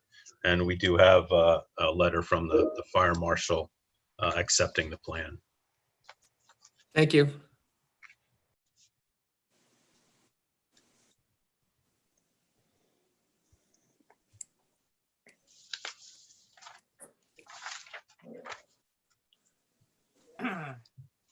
Open to the public if there's anyone that would like. Can't hear you, Carl. Can hear me. Oh, my volume's down. So I'm going to open it up to the public. If there's anyone that's would like to question, I see a couple of hands have jumped up. So Fred, if we can take them in order from top to bottom. Sure. Again, if you could please state your name and address for the record. And again, these are questions for this witness, please. Ms. Janusik, you can unmute yourself. Thank you. Maria Janusik, 720 East Freck Avenue, Manville, New Jersey, Hillsborough property, block 86, lot 3.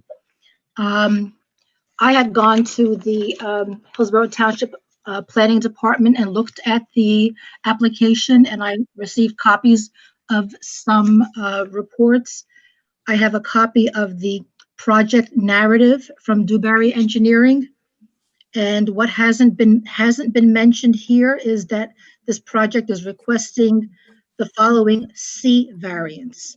And this is in regard to section 188, it's attachment 3. And it states that it's a request for a variance allowing a lot size of 5.58 acres, which is the existing lot size, where 50 acres minimum is required in the CDZ, the corporate development zone. So why hasn't this C variance been addressed? That was a misstatement in our narrative. That is in fact the size, but this was a project that was previously approved as conditional use that would have been allowed at 5 acres, or otherwise it was granted permission to stay as a site plan in the past.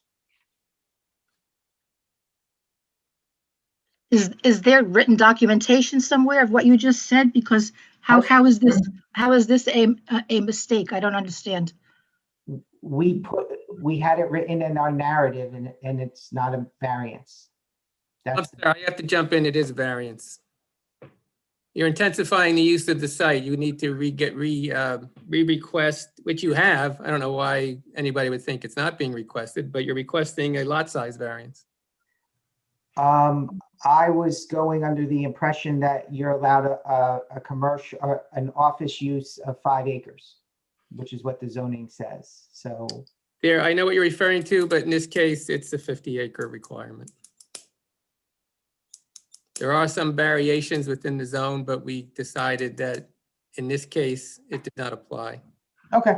I mean, either way, we're not intensifying or changing the building in any way. This is an accessory structure that supports the existing use. So we're not increasing the size.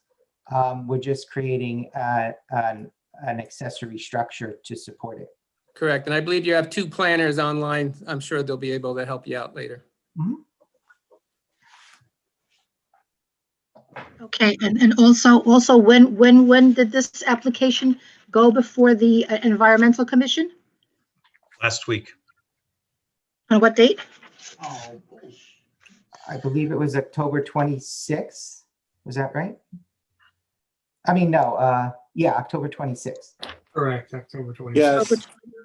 October 26th. And who was Mr. Bronson at that meeting? Who was there representing the applicant? I was there, as was Chris, yes. Okay. Now, did anyone from the Environmental Commission see this property? Because I heard Mr. Julian say something that he was basing the statement that there are no wetlands. He's basing that on what he was told and not what someone from the Environmental Commission actually witnessed or has looked into. I can't speak for what the Environmental Commission may or may not have done. So what I understood, maybe I'm wrong, but this is what I understood. Mr. Julian said he's basing his belief that there are no wetlands based on what he was told. Mr. Julian is, so I don't know if. What's that? Yeah, this is Mr. Julian. What were you going to say? I think I heard you say that you were basing your opinion, or not your opinion, but your belief that there are no wetlands there based on what you were told by the applicant, whether it was Mr. Bronson or whoever. Correct. Did anybody, so no one from the Environmental Commission has looked into whether there are wetlands that would be affected? That is the responsibility of the applicant. A lot of times they submit what's called a LOI, which is a letter of interpretation. If they suspect that there are wetlands. But if they suspect that there are not wetlands and don't submit an LOI, then they're under the jurisdiction of the DEP at any time to, dispute that. So that would be, a legal issue for them to basically have to work out with the DEP. So yeah, I mean, they go on record, they say there's no wetlands. If they're saying there's no wetlands, they're not submitting what they would call an LOI, then yeah, the onus does fall back on them. I'm not sure if anyone from the Environmental Commission walked this site. I know there was 2 applicants that night, and I think they walked the other applicant's site, but I do not think anyone from the commission walked that site. But they are very familiar with that site, and we were very familiar with it because we've, there's been some other things that we've reviewed from that site, and there was a lot of members on the commission that night that are very familiar with that site, but I don't know if anybody walked it. Okay, so normally, how does the Environmental Commission make decisions about properties if no one investigates it or has any information about it? This is all based on what the applicant tells the commission? No, I didn't say that.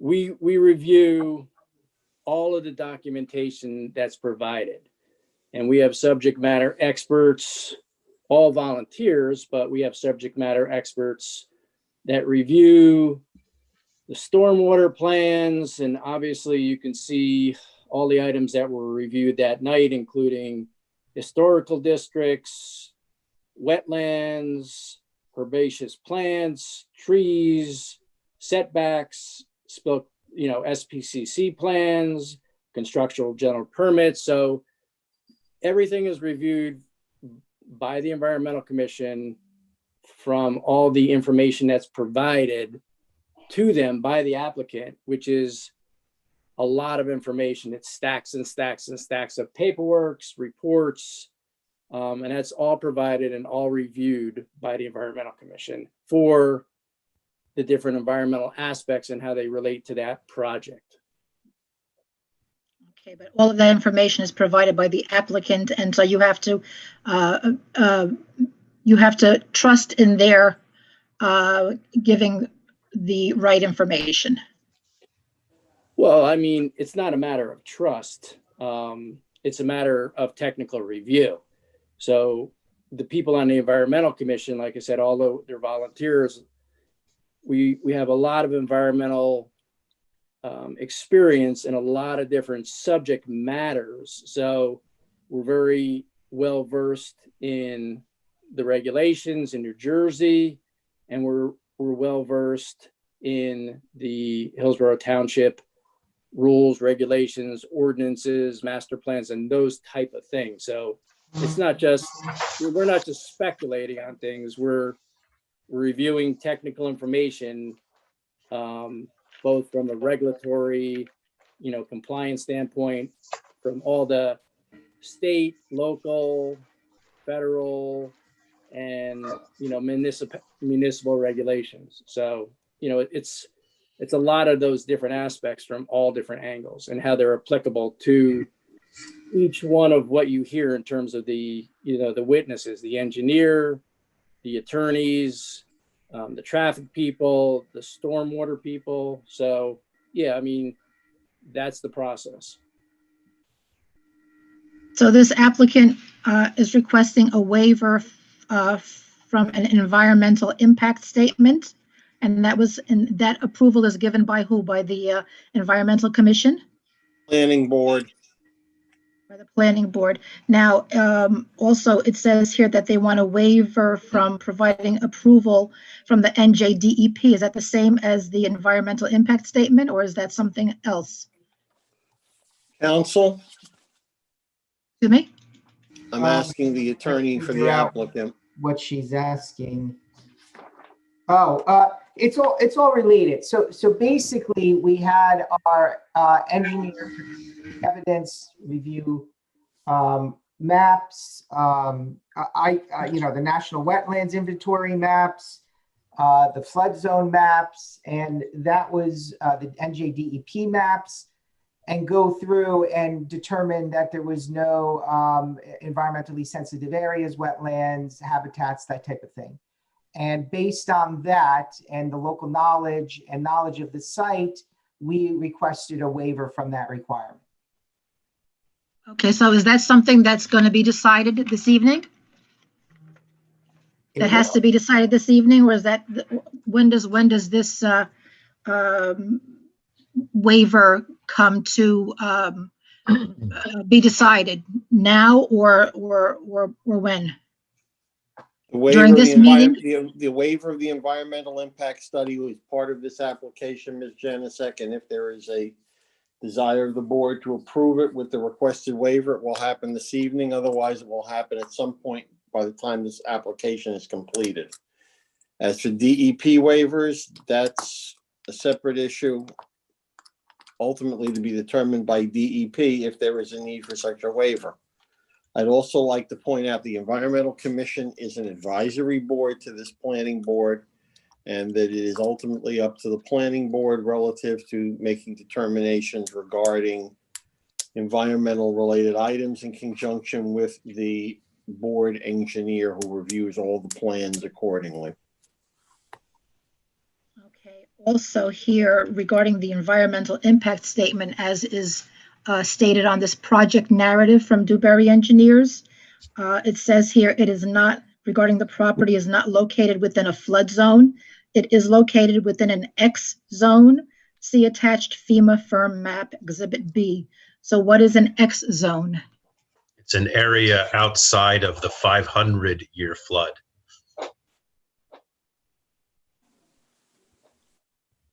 So how does this impact this property? It does not. I think that's the point. The regulated areas are generally areas within the 100-year floodplain, but FEMA also maps the 500-year floodplain, and we're not only outside of the 100-year floodplain, we're outside of the 500-year floodplain. The X zone is the 500 year? It's outside of the 500-year. It's beyond the 500-year flood zone. Okay, well, because this is saying it is located within a X zone. That's correct, and that zone is beyond the 500-year flood zone. Okay, so then there's no, this does not have to be part of something that's submitted to the NJDEP? That's correct. Now, that 50-foot landscape buffer, was that agreed that there will be a 50-foot landscape buffer? Because it's saying here there was a variance was being requested from the 50-foot landscape buffer, and then something about a 42-foot buffer being provided along the rear property line. So what exactly is going to be done as far as these buffers? We're going to revise the plan to honor the 50-foot buffer. Okay. All right. And from what I understand, there's going to be also some kind of revision or request for a variance regarding that 50-acre minimum requirement in the CDZ zone. Yes. We could request that. I believe the instruction was that we should renew it at this time. There were previous applications where it was either granted or considered to be acceptable. One in particular was the satellite dishes, which I believe were in the late 80s, early 90s. And at that time, it determined that it was not a variance. But if the interpretation has changed, then we can certainly request it. But again, it's a pre-existing lot. If the use is exactly the same, and it does, and if the variance was granted in the past, it runs with the land, in my opinion. Because you're calling the solar array an accessory use. So how does that become an accessory use? An accessory use is not a principal use. But how is a solar array an accessory use used to what? To the Comcast building? Correct. Just like an air conditioning unit cools a building, this provides electricity to it on site. If it was a solar farm that produced energy for outside, that would be a different type of use. All right, so you're calling this an accessory use. Now regarding the power,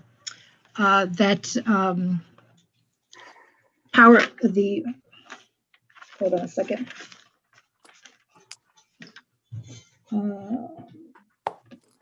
You're going to have a station. What is it for electric cars? What is that?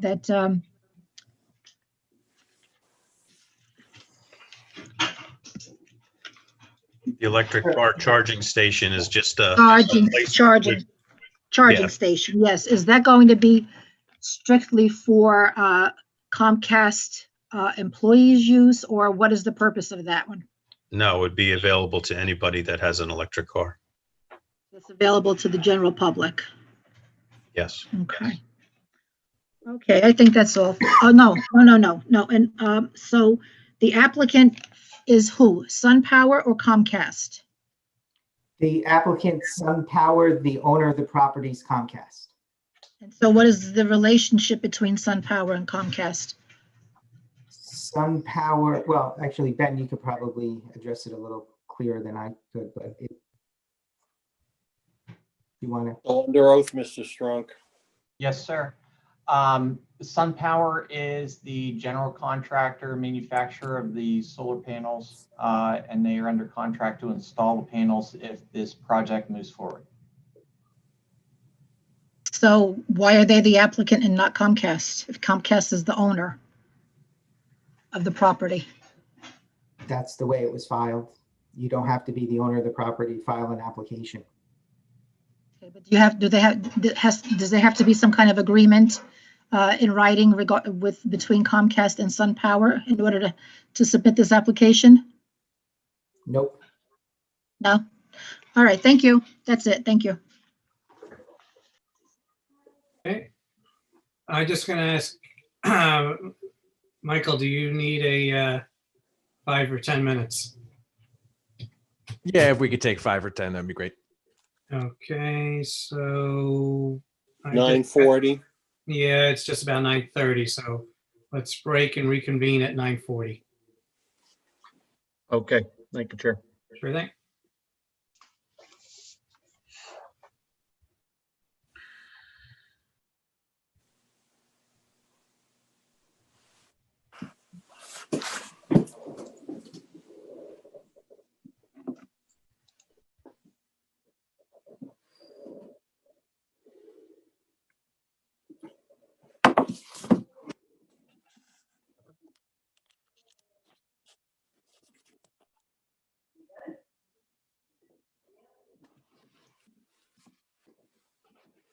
Take a 10-minute break for the stenographer.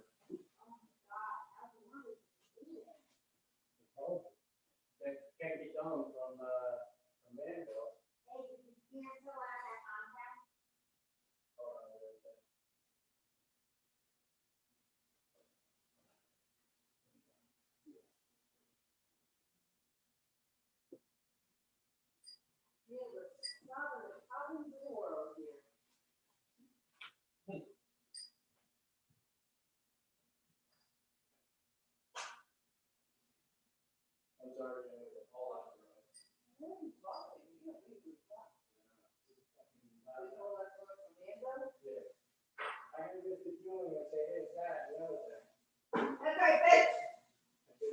Why did you fucking go home and go to sleep like you should be? Just in your butt from my balls all night. Next lady, one of the most obnoxious people who ever been on the planet. She comes to these meetings every once in a while, telling her husband, get the fuck out of the house. She's gonna go to the bar for like an hour and a half. We don't like that. Get the fuck out of my house, man. I love those guys that come to me up on it. Yeah, I'm not afraid. You want chips? No, I'm bad.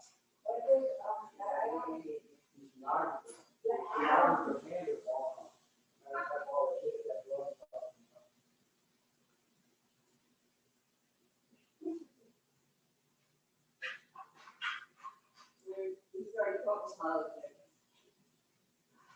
was like that way up. I decided to stop because I'm not in the, really, when I first, when it was happening, I couldn't do it. I just got into this total depression. And then I was not worried about it. But I said, I'm going to have to get you depressed because I'm not understand how this is even allowed. This is what the work thing. And then, It's not America. and then it's not hard to.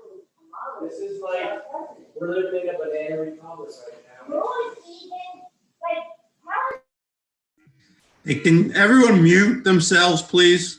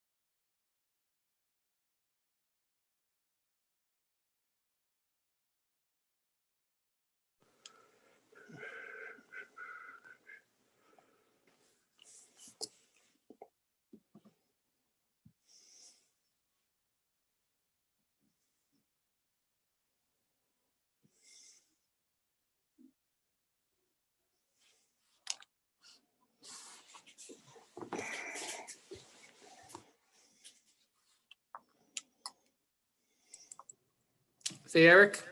Yes, David.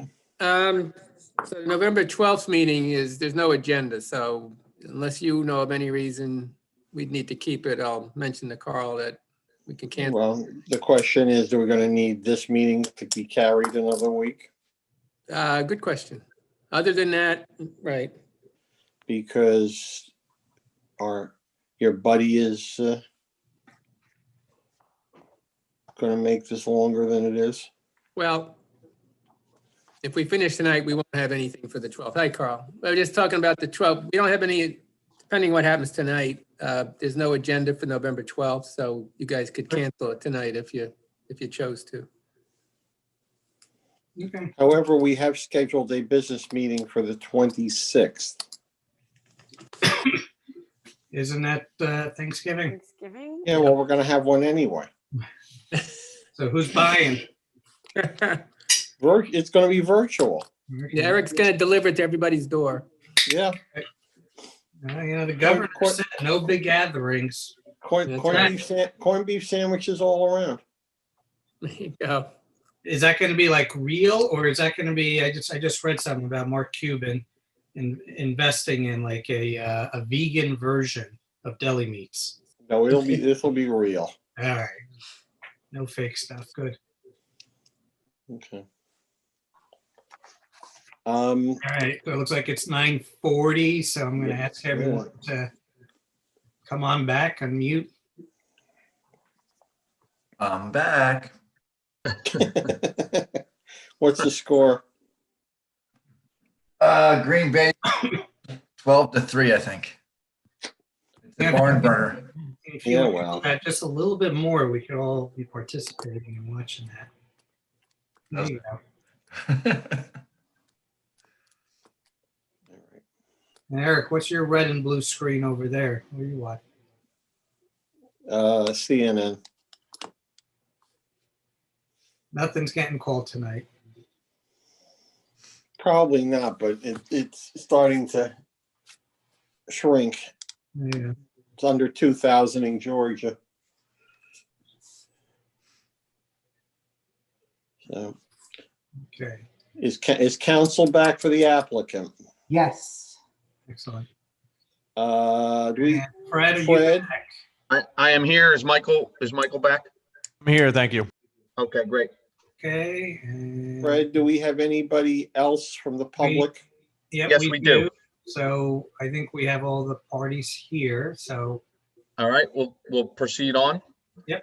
Please So do. again, Robert, if you could state your name and address for the record, please. Robert Kralovich, 291 Amwell Road, Hillsborough, New Jersey. Thank you. Go ahead. All right, so a couple of points I want to make is, the pipeline did come up more of a historic district, but also I don't see the right of way, which is on that property line for the pipeline. And I tried to reach out to the pipeline to find out where that actual right of way was to mark it out, because I believe that the northwest corner is going to be on the pipeline right away. Where they're proposing to drive pilings in is closest to the oldest and shallowest pipeline there is. So they've just done a multitude of repairs, and most people in Hillsborough would know they saw the pipeline digging up that line, making repairs on that line, because there's been some fractures in the line. So the impact of them pile driving in that close to that old line can really cause a problem for that line to rupture. Has that been considered? These are not piles, they're posts. You're still going to use an impact driven machine to drive the posts into the ground through a shale layer, which can vibrate through the land, correct?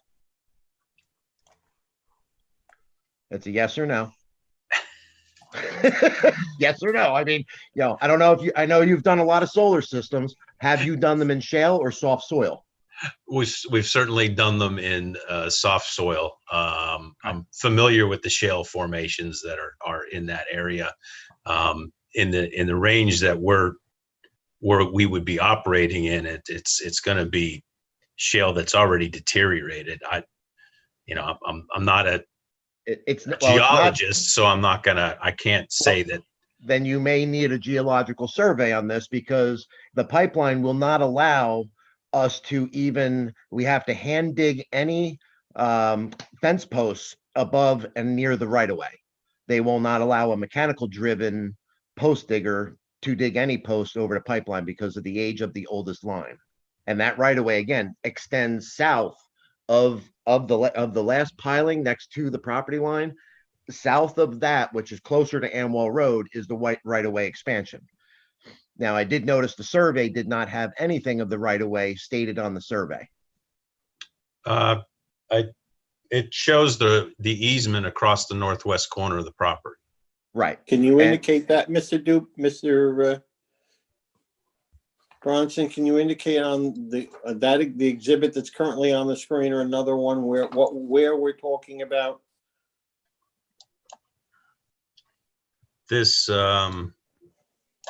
this line right here. I don't know if that's coming through very well for you, but that's the easement line there.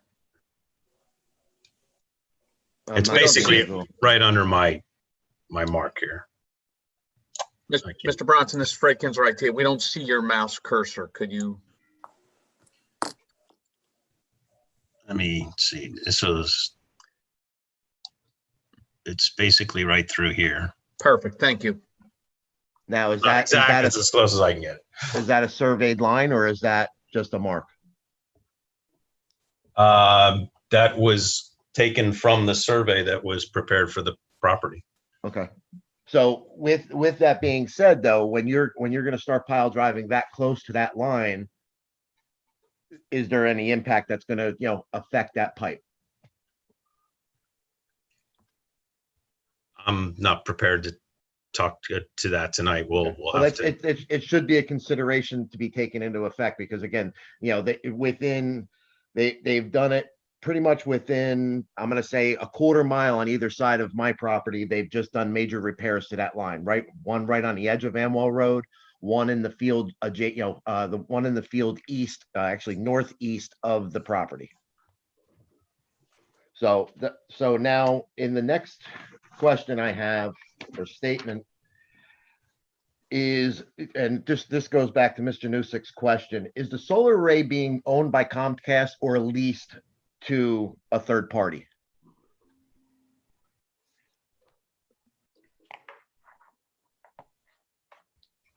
I can answer that one, sir,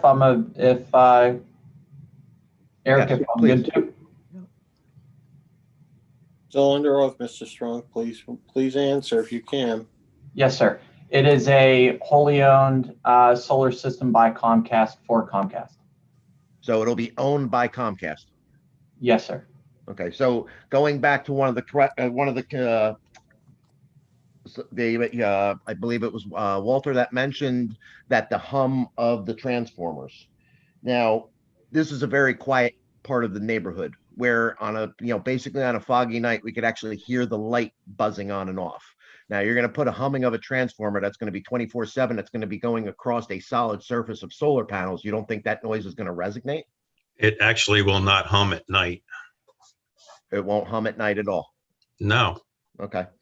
And then the other question is the lighting. Is there going to be any lighting on that? And can you say that right now? Because if this does pass and the electrical code officials say it needs to have service lighting, is that lighting that was going to be considered to be on all the time? Or is that just going to be something that only during service points that light should be on? There are no lights proposed for the project. Right, but if this project passes and the electrical code officials say you need to have service lighting, what's going to be the consideration of that? Have you dealt with any towns that required service lighting on basically serviceable components? No, I have not. Okay. So if that is the case, what can be done about that if they, come back and say, no, we want lights around it, so emergency officials and that can turn them on and see what's going on?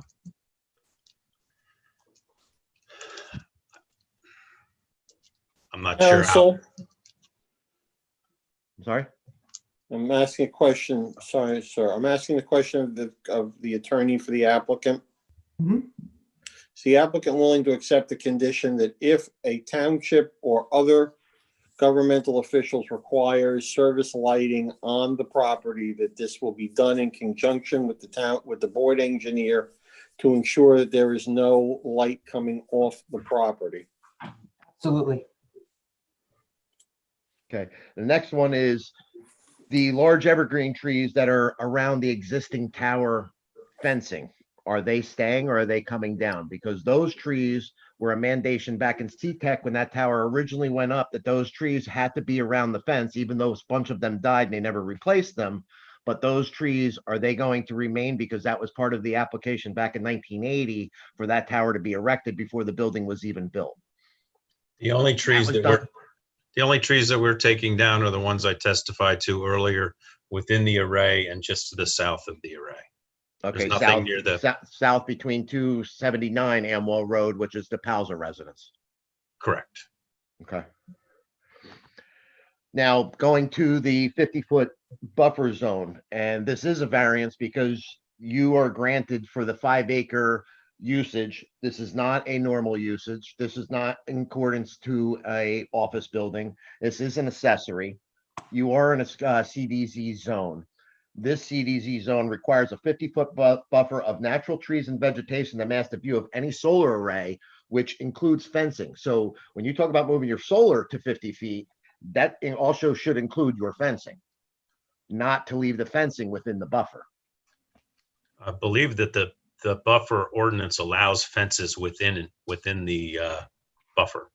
Yeah, but your fence is 26 feet off of my property, up closer to where my backyard is.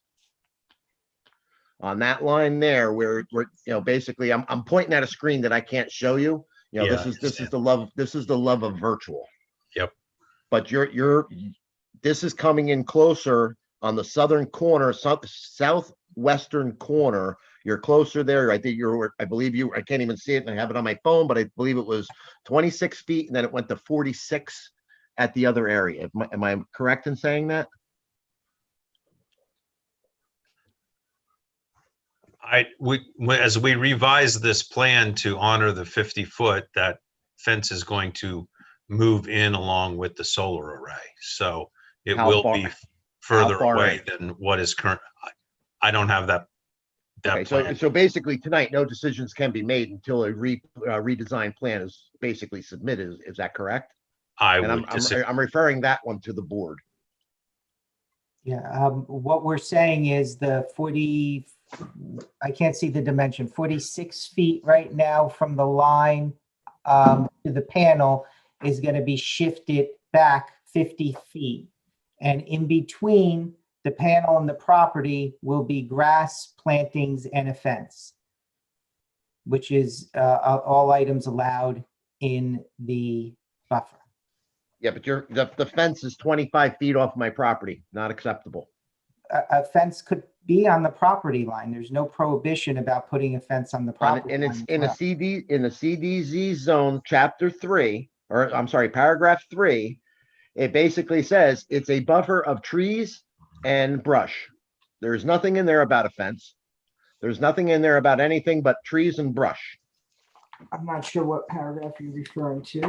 In the CDZ code, Hillsborough, New Jersey, paragraph 3 to subsections.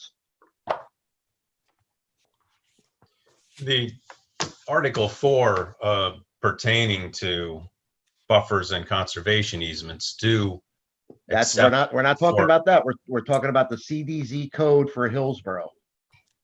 For this is if you look up CDZ, you only find it mainly in Hillsborough. And this is property that I've lived on in my entire life. And I know this code pretty well because I've had to adapt to the code because I'm existing non-conforming as a Right, residential property on this zone. I don't know if this is a question for our witness or not, but I do not see any. Well, it is because it's about the fence line. The fence line is the question here. And our response is there's no prohibition of fence lines being on the property line, 10 feet in, 20 feet in, 50 feet in. That's how we read the code. If the Farms all have- if the board can look at this, to look at the chat in the paragraph 3, It's basically stating that it has to be brush and trees. I don't see anything in the code that says a fence. I'm sorry, paragraph C in the CDZ code. And also, so just stepping past that is also the impervious surface. So basically you're saying you're going to put a road in. Now, what is your impervious surface existing right now? There's a few concrete pads out there that are being No, removed. I'm asking what for the property that's there now with the parking lot, the building, the tower, the pads on the tower, all of that, the supports for the tower, what is the complete impervious surface area that's existing right now? And trust me, I don't want to be here till midnight either. 20.03%. 20.03%. Correct. I think that's a little bit of an understatement, but okay. So now going back to the solar, you're saying all the solar with the gravel road is going to bring you less or more than 50% of impervious? It will be 20.02%. It will be less impervious. Okay. It is not a gravel road. It's Well, stabilized. it's gonna have a gravel underlayment that's not gonna allow water to imperviate. And the reason why I'm asking this, I disagree with you. I Well, think the the reason gravel why may actually be more permeable than the topsoil that's there today. okay, because the reason I'm asking, what is the watershed on this solar system? Like you take a roof of a house and you multiply that square footage and you have the runoff on the panels. And everybody's saying that there's not much of a slope from this array to where it goes. And everybody was pretty clear that the slope land is northwest, which is right onto my property. And if you're going to have that substantial runoff of water to where it's going to basically be pouring off the edge of each panel, the land's not going to be able to absorb it, and then that water is going to flow down to my property. So is there any kind of berm that's basically considered in this? Because I see there was drainage around the corner posts, but is there any kind of berm that's going to contain the water within that property, or is it going to continue to run off to mine? There's no proposed change to the grading, so the drainage patterns will stay the same that they are today. So the water runoff will basically come to my property. And right now, it's not a problem. But every year, the pipeline goes and cuts their right of way. When they cut their right of way, the water flows right across my backyard. But right now, that there's a heavy vegetation laying there, the water actually the vegetation holds it back and it doesn't come through. Once they cut that, because they cut it down pretty darn tight, then when it rains, we get a heavy rain, that water washes right across my backyard. I have, basically I have trenches in my backyard to prove that, but obviously nobody's walked the property because you can't walk back there right now because the sticker bushes are up to your neck. The solar panels that are constructed are not, they set within a grid and they're not tightly butted up to each other. So water does flow off of each panel, not of the whole array. And with the combination of the grass that's planted underneath and maintained vegetation, it's going to slow down the runoff. I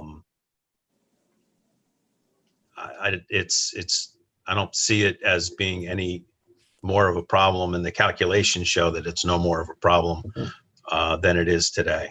Well, we don't find out it's a problem until after the fact, and then there's nothing anybody can do about it because now it's approved, it's done, and then we move forward, and I'm stuck holding the bag. And I don't want to be the guy stuck holding the bag. And I will not be the guy stuck holding the bag, nor will I be a guy with a chain link fence 25 feet off of the property line that I got to stare at. Because I've been staring at the dishes that were installed without any neighborhood letters going out and approved that I've been staring at for the past 10 years. So I'm making sure that this is done. Trust me when I tell you, I want to see this done, but I want to see it done right. I'm not holding you back from doing this job, but I wanted to make sure that myself and Palzer are your two main residential properties that you're surrounding. You're a corporate business. You guys probably live in developments, they're nice and quiet. I live in an area where it's nice and quiet. But at the end of the day, when I walk out of my backyard, I don't want to stare at something that I don't want to look at. The the vegetation that you want to plant. You want to plant, I believe it was dogwood trees and berry trees that are going to lose their leaves in the fall. So there is no cover for the fence because they're talking about having it as a border, to where it's not going to be noticeable. But guess what? In the fall, and like right now till basically late May, I'm going to be looking at this solar system through a bunch of bare sticks. And the other concern that I have is that buffer between my property and where that fence is going to go. Finally, a nice woods has grown in there, which is nice, nice young oak trees, and right along my property line. When they did the dishes, if I wasn't home, they were actually came in with a brush hog and they were cutting, and the guys were actually at chainsaws on my property, ready to cut down my trees. If I wasn't home, they would have cut them down, and I would have had no hedgerow at all between a buffer between you guys. Walter, I'm not here to bust your chops. I see you rolling your head. It's fine. I'm not trying to be that guy, but I'm just trying to make sure that a year down the road, when this is all done, that I'm not going, what the heck just happened here? So I'm not trying to be that guy. I just want to make sure it's done properly. And and this is what I say about Comcast, about what I've been dealing with for the past since the mid '80s with them. Back when it was CTEC and all the way through up to Comcast now, has not been a good relationship. I've had people stuck in my yard that I had to get because they were trying to pay their cable bill at my front yard. And nobody at Comcast was ever accountable for that. And I'm going to make sure that this doesn't happen this way. Robert, I guess the only thing I can say here is the fence that's proposed is a black fence. It's meant to blend into the background. We've agreed to have this buffer be approved by the township engineer. We'll walk the property with the township engineer. We'll ensure that the buffer on your property line in that area is planted sufficiently to screen the fence and the arrays. Nothing is over 6 foot tall. Well, the arrays are less than 7 feet tall. The fence is 6 foot tall. We can certainly plant the shrubs that are proposed within that area to bolster that screening. Well, what I would like to really see is at least a 25 foot that's kind of off the corner of Palzer's and my property. I would like to see that natural oak, all those young trees, to not be touched, and they should not affect the southern exposure of those panels. We're not, this green area here, I don't know if you can see my cursor, but I can't see your cursor. Yes, now I can. This green area here is all untouched. Natural. That's what we're not doing any clearing in there whatsoever. Right, but that's what I'm saying. That's 25 foot to, and like I said, you got your fence line there, which you drew it like barbed wire. Sorry. So I don't live in Newark and I don't want to. But the 25 feet, again, if you're moving those panels in, I don't see why you can't extend that at least another 10 or better feet. If you're moving the panels in to maintain that 50-foot buffer. Well, right now, it's about 46 feet to the panels. If that's moving into 50 feet, the fence, I would assume, will move over similarly about 4 feet further. Yeah, I would like to see I'd like to see the new drawing when that's proposed. I'm hoping the town doesn't make any approvals until they see the new drawing. And again, bad blood from the past, that things are said they're going to get done, they don't get done. And at this point, I'm not going to continue on with my list, but there are other things on my list. But again, I don't want to make it take that long, but I don't believe that there should be any approval this evening until a new drawing is submitted and approved for the setbacks.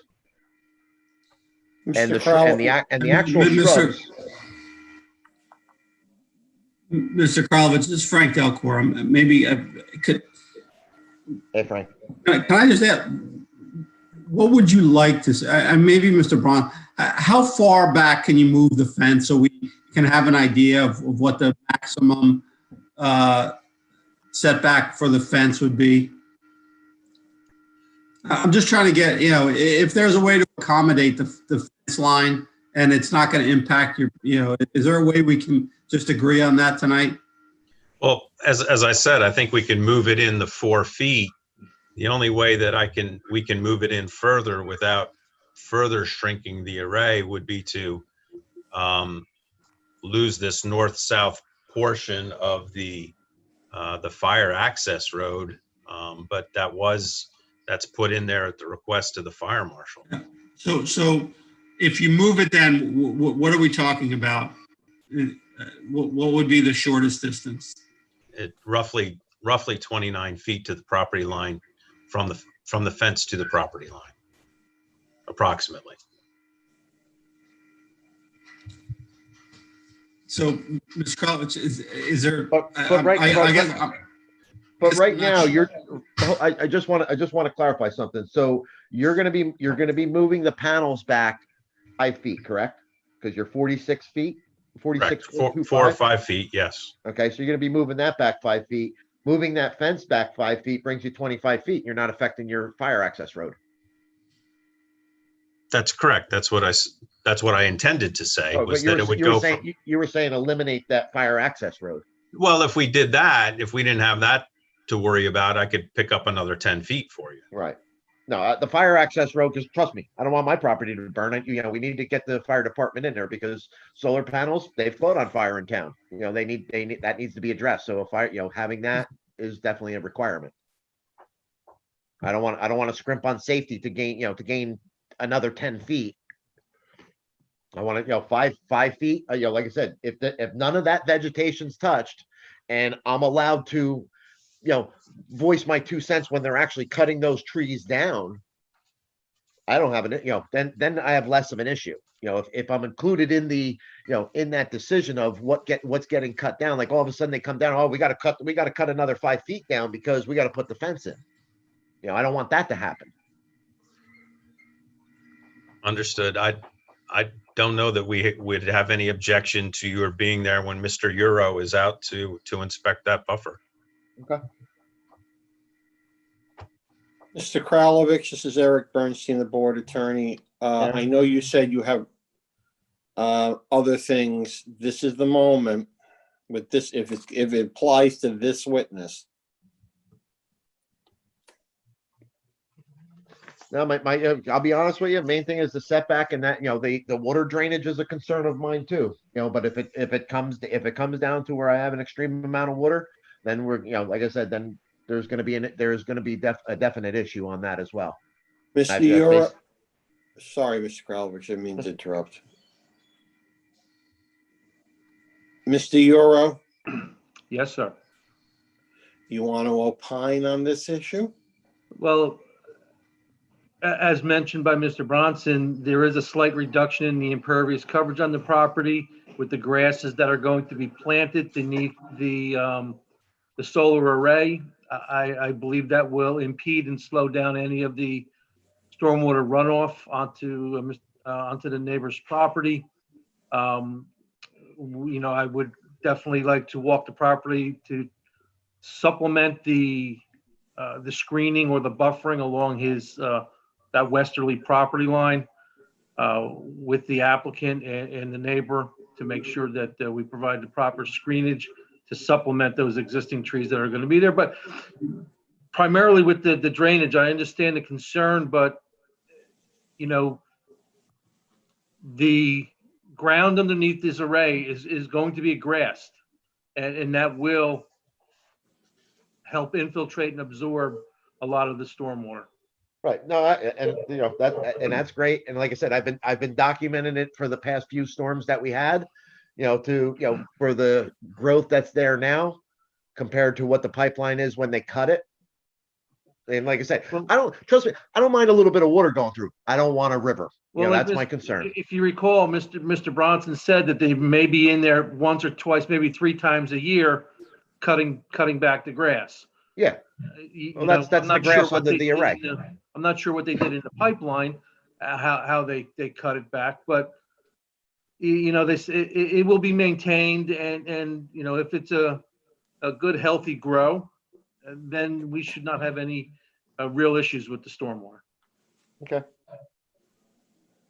So, God help us all if we do. so Mr. Karlovic, this is Frank Delcor again. So I just want, we try on the board to accommodate some of the, or try to get the applicant to accommodate some of the neighbor issues if we can. So if the fence line gets moved back, and it sounds like from Mr. Bronson, I don't want to put words in your mouth, it'd be about 29 feet, and you can kind of participate with Mr. Euro in the walkthrough on looking at the buffer and making sure we're not taking down huge swaths of trees. Will that satisfy your needs here? Yes, as long as I'm a part of that walkthrough. Okay. Does the applicant have any objection to either of those? I don't assume so. I'm looking for my client. No, I don't hear any screaming. no Okay. objection. Thank No, if I may, please, we would gratefully appreciate his consult while we do the layout, while we walk the land, and the opinions are valued, and we will accommodate as best as we can to the development. Can we also accommodate Mr. Strunk, Mr. Kralovic's neighbor, to the extent it impacts him as well, if he wishes to make himself available? Yep, he will be available. We would absolutely enjoy having that engagement. Great. Anything else, Mr. Kralovic? Nope, that's it for me right now. Okay. Perfect. Okay, we have our last witness, our planner, Christine Cafone. She was originally going to testify as to the buffer, but we believe now that we're going to set everything back, the structure's 50 feet from the property line at the closest. I think she could talk a little bit about the site and maybe touch upon the 5 acres, if that's still considered a variance. Well, I think If I may, in the interim, I got to correct myself from the earlier statement. I've had a chance in the last half hour to review the prior resolutions regarding this property in 1991. And council was correct. This was recognized by the planning board as a conditional use in the zone, which only requires a 5-acre lot. So you do not need the lot size variance. Thank you. However, always let the attorney have, my question of the board. Last however? Was there a however? Uh-oh. The meter's running. The meter's been running all along. Here's a question I'm posing to the board at 10:12. Leaving aside Mr. Grazi's planner testimony, we have had testimony from the engineer that they are planning on reconfiguring the solar array. I'm assuming, members of the board, that you're going to want to see this before you approve the application. We were hoping that it could be as. I know what you're hoping, that you can finish this tonight. I'm asking the question now, before we get any further along, whether the board wants to see the reconfigured solar array. I guess, to what extent are we looking for a reconfiguration, or what is the reconfiguration looking like? So the reconfiguration is basically taking those panels, which are like when you look at the plan, they're this way, Right. and shifting them this way, and then making sure that we pull them away from the line so that it's at least 50 feet from the north line, south line, so that's north, south, and west. And that's it. It's that simple. It's really pretty much just taking the panels. So instead of portrait, they're going to be. You're rotating them 90 degrees. Yeah, it's pretty simple. I mean, it's pretty much the same type of lines going across. It's just shifted, and that allows us to pick up a little bit extra in some places, and allows us to pull back at the same time. And so would it be staying in the same footprint that we see? I mean, we could share a screen on our conceptual design if you want to see it physically. Well, I mean, it's not going to be in the same footprint because you're moving back further out of the buffer. Yeah, I mean, it's better than what you see right now. That's all I can say. David? We could show you our concept. Yes. Before you, and only the issue of the fence in the CDZ zone Yes. permitted? We don't regulate fences to that extent. What they do need to adhere to, and they've agreed earlier to, they have to meet the requirements of 18838D, which governs buffers and conservation easements. They've agreed to go out with Mr. Euro and or the landscape architect from T&M and to ensure that the buffer meets that part of the code. So that's what they need to comply with. Counselor, do you have a concept drawing that would show the? Yeah, we could show you. Like I said, we just met with the Environmental Commission. We reoriented everything, but we can show it to you. It's pretty straightforward. Okay. This is Fred from IT. Mr. DeGrazia, do you have that on your machine? Yeah, we have, Walter probably has that available. It's actually also posted on the website, the municipal website, I believe. Walter, this is Fred from IT. Do you have that you could share on your screen? Mr. Bronson, you're on mute. Yes, I do. Okay, great. That way we can let you share it since you already have the ability. Thank you. Thank you. I think I'm gonna have to do it. You unshare and then share again? Is that how you do it? Yeah, hang on. I think I've got it here. Let me see.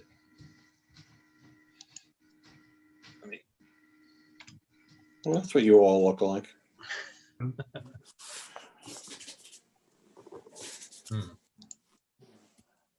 I want this to go away. I'm getting dizzy. Sorry about this. I want to make sure I get the right thing here. There I am.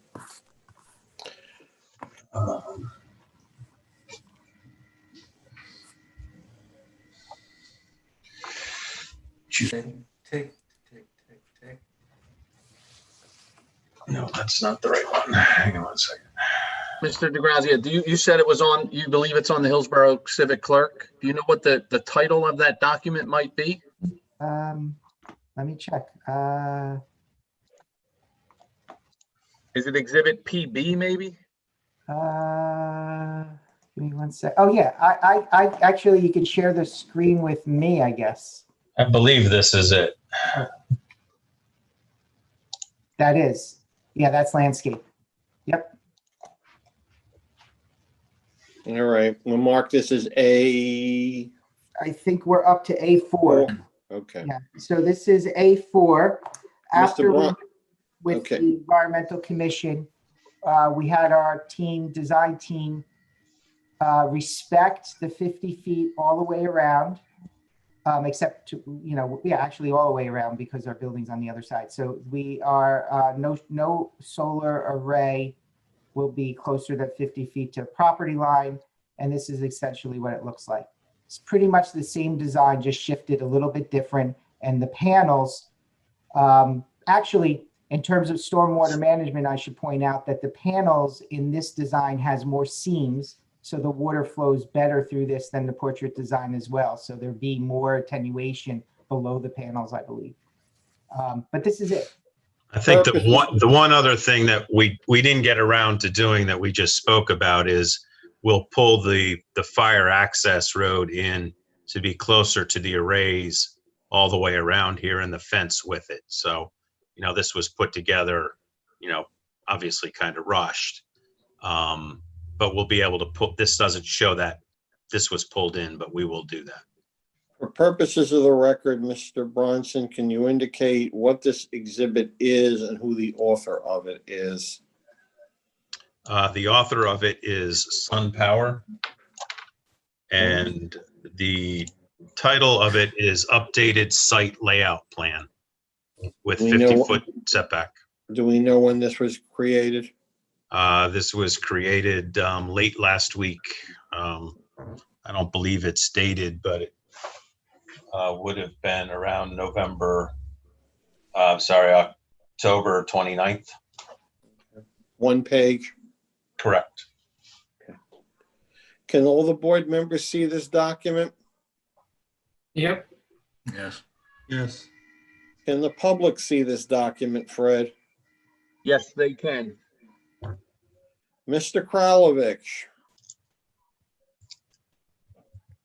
Oh, hold on. All right, let me unmute him. Let's unmute him. Mr. Yeah, I can Kralovich, see- are you there now? Yeah, I can see the document. It still states that, the 25 feet, but like I said, he said he was gonna move that back, move that tighter in, so.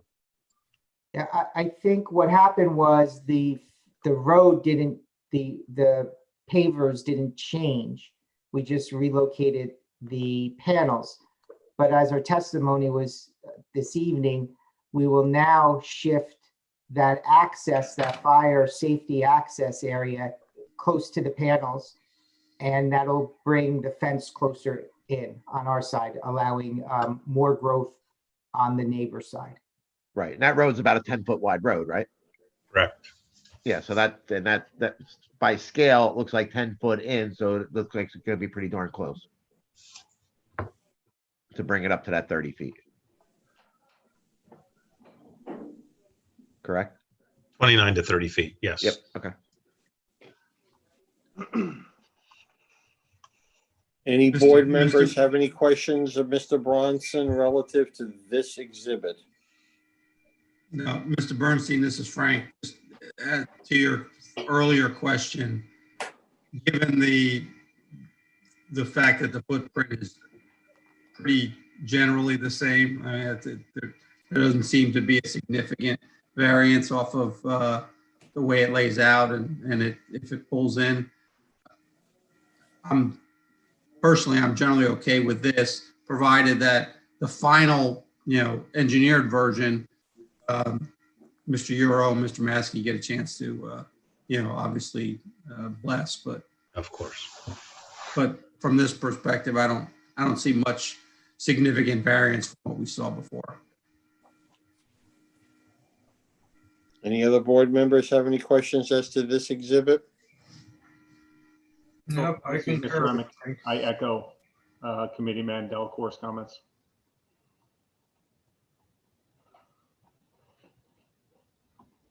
Do you want to just open up to the public one more time if anyone is on there? As to this exhibit only? Yes, to this exhibit. Sure, if anybody on the public has anything to ask, remember, it must be about this exhibit to this expert. So again, please state your name and address for the record, and again, specifically on this exhibit. We have a hand up. Ms. Janusek, could you please unmute yourself? Yeah, Maria Janusik, 720 East Freck Avenue. Where did this come from? This exhibit?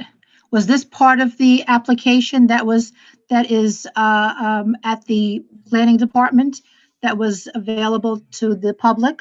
No, it was not. It was created after the Environmental Commission requested that we adhere to the 50-foot setback, which was last week and after our submission was made. So this wasn't discussed at all during the meeting now, except when Mr. Kralovich was requesting changes, you brought this up. Otherwise, this wouldn't have been brought up. No, why wasn't it was, we were agreeing to match what this concept plan shows. It's not a fully developed plan at this point. It shows our intent, but it's not a fully developed plan. All right, so then I don't understand how this how there can be a vote on this application if all of the developed plans and what is actually being presented is going to what is intended to be developed is presented. So I don't think there should be a vote allowed if you're not showing what's going to be done. We are showing what's going to be done. And we've set, and I believe, and Mr. Bernstein, correct me, we're setting some conditions along with it. Yes, the engineer plan, the final engineer plans, because no application that comes before this board has final engineered plans. It depends on site issues and review by the engineer and the planner. Though the board grants those rights to them to make any corrections necessary to meet the proposal. If it is in their determination that the proposal cannot be met in accordance with this exhibit, then the applicant will have to come back for the board for further approval.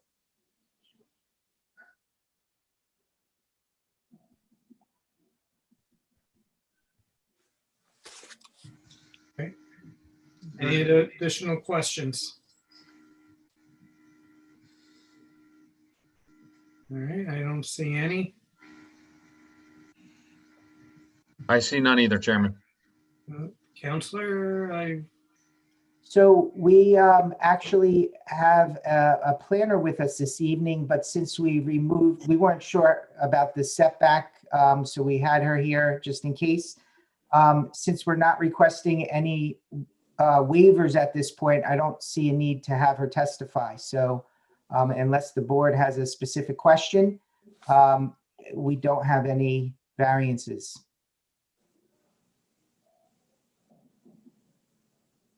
So- And this is Frank Delcor. So can we just ask the planner if she sees any type of detriment to this, to the overall planning of the site from this application? Sure, I was just trying to make it. I know what you were trying to do, Counselor. I'm just trying to get the planner on record. So, Can I, before you call the planner, can I get a motion, Mr. Chairman, to extend the board time to 11?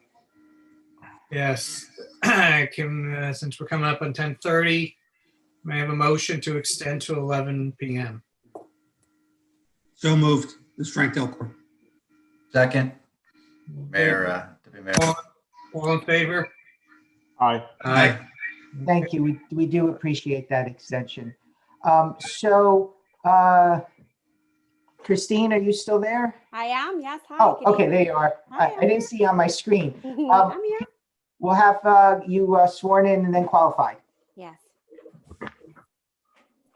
I sent my oath in earlier as well. Ms. Cafone, just for the purpose of the record, can you raise your right hand? The testimony you're about to give is the truth, the whole truth, and nothing but the truth, so help you God? Yes. Can you indicate place your name on the record, spell your last name, and by whom you are employed? Of course, yes. Good evening. It's Christine Nazaro, Nazzaro, Cafone, COF as in Frank, ONE. Business address is 125 Half Mile Road, Suite 200.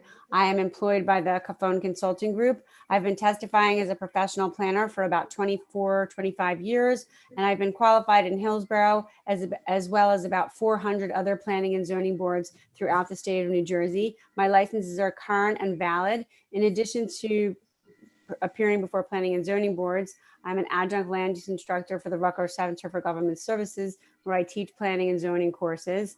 I am an affordable housing special master in about 30 different communities. And I am also the appointed planner for the Casino Redevelopment Authority. And I do a number of municipal towns where I do redevelopment planning and some municipal planning for them. But by and large, my practice is spent appearing before planning and zoning boards as an applicant's witness. Well, we could disqualify you on the affordable housing special master, Wow. but I wasn't your special master though. I know- So I there you know go. you weren't. I know Nor you did I weren't. come up with the numbers. So I know you nothing to weren't, do with that voodoo science. Nothing to do with it. and I wasn't aware there were 400 planning and zoning boards in New Jersey.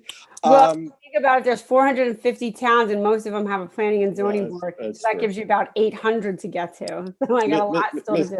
Mr. Chairman. All right, as long as I don't hear or see anyone objecting, we will accept and please proceed. Thank you. Christine, can you address Frank Delcor's question, which was, do you foresee any type of negative impacts? Yeah, so Mr. Delcour's question was, do I see from, I guess, from a planning point of view, any negative impacts here? So the one thing that I would actually want to point out to the board is that renewable energy sources are an inherently beneficial use. So that means if you were going to the zoning board of adjustment, you would have a very, very lessened burden of proof for these type of facilities. So I can tell you that from a planning point of view, I don't see any negative impacts. I'm really encouraged from a planning point of view that we eliminated the buffer variance. That makes my job easier. So it's very difficult to come to the conclusion that there would be some type of negative impact associated with this use when it's your ordinance. Actually, the setup of the ordinance here in Hillsborough at section 188-76, that's where it is indicated that these type of uses are permitted as accessory structures. Specifically, section A5 indicates solar energy systems are permitted accessory building structures or uses. So we didn't come up with that language or classify this as an accessory use. The ordinance did. Moreover, that very same section of the ordinance states specifically, it is the purpose of the Township of Hillsborough to promote the utilization of solar energy systems in order to maximize the utilization of a clean, safe, and available energy source. So we're absolutely consistent with how your ordinance handles them as accessory uses and with creating these type of energy sources.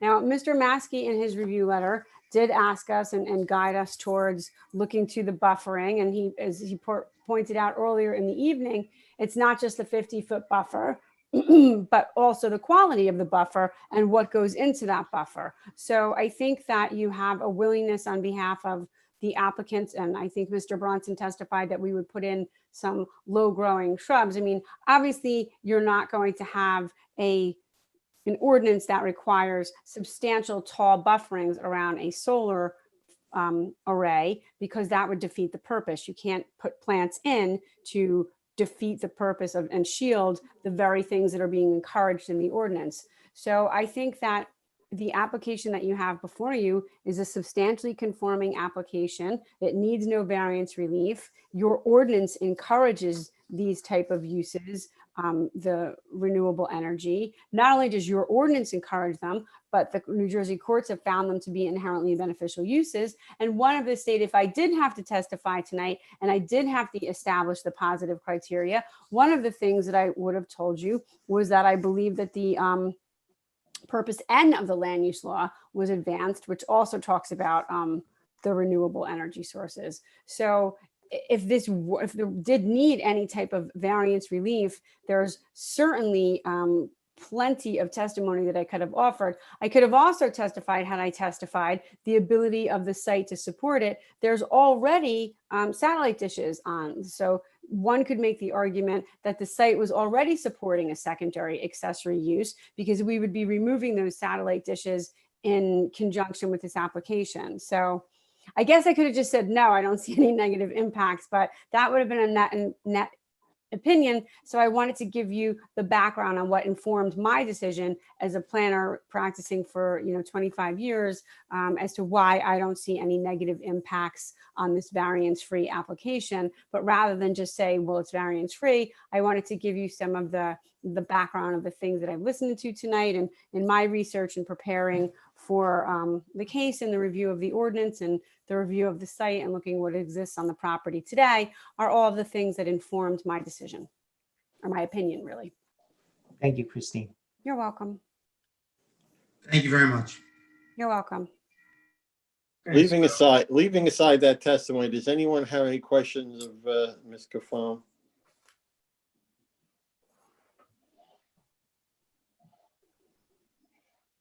Okay, don't see any from the dais, any from the public on the phone. I do not see any hand raises, so. Council, any more witnesses? Nope, I think Christine provided a nice summary, so I don't need to. That's it from us. Thank you very much. We appreciate it. Mr. Chairman, you can allow if the public has any last words. Yep. Now I'm going to first go to our dais. Anyone, any board members? One last bite at the apple. Okay, going to turn it over to the public? I Okay, see- last option for the public, please raise your hand. Again, state your name and address for the record, please. Your last comments on this application. Robert Krolwich, I just wanted, how are you guys gonna contact me to do the site walk? How can I get you my contact information? That's a good If- question. I mean, we if could I- coordinate through the engineer's office, maybe? I could drop it off over there. Through planning, yeah. The planning and zoning office, yeah. Mr. Meskey's office, yep. Just give it, just give it to Miss Paget? Yes. All right, cool. Thank you. Thank you. Chairman, I see no others, so I think you could proceed. All right. Motion to close to the public. Yep. Do I motion to close? public So hearing? moved, Pearson. Do I have a second? Second. Okay, got a motion and a second. All in favor? Aye. Okay. Mr. Bernstein, Mr. Chairman, the board is seeking the application for the approval of Sun Power Corporation Comcast Cable, file number 20 PB-02-SPV, block 198, lot 2.04, 279 Amwell Road. The applicant was a minor site plan approval with, do we have, I know we don't have any more bulk variances. We have waivers. The waiver Yes. would be submission Waiver from the environmental impact study to construct an approximate 1.59 acre ground mounted solar array in the area to be fenced on property in the CDZ zone.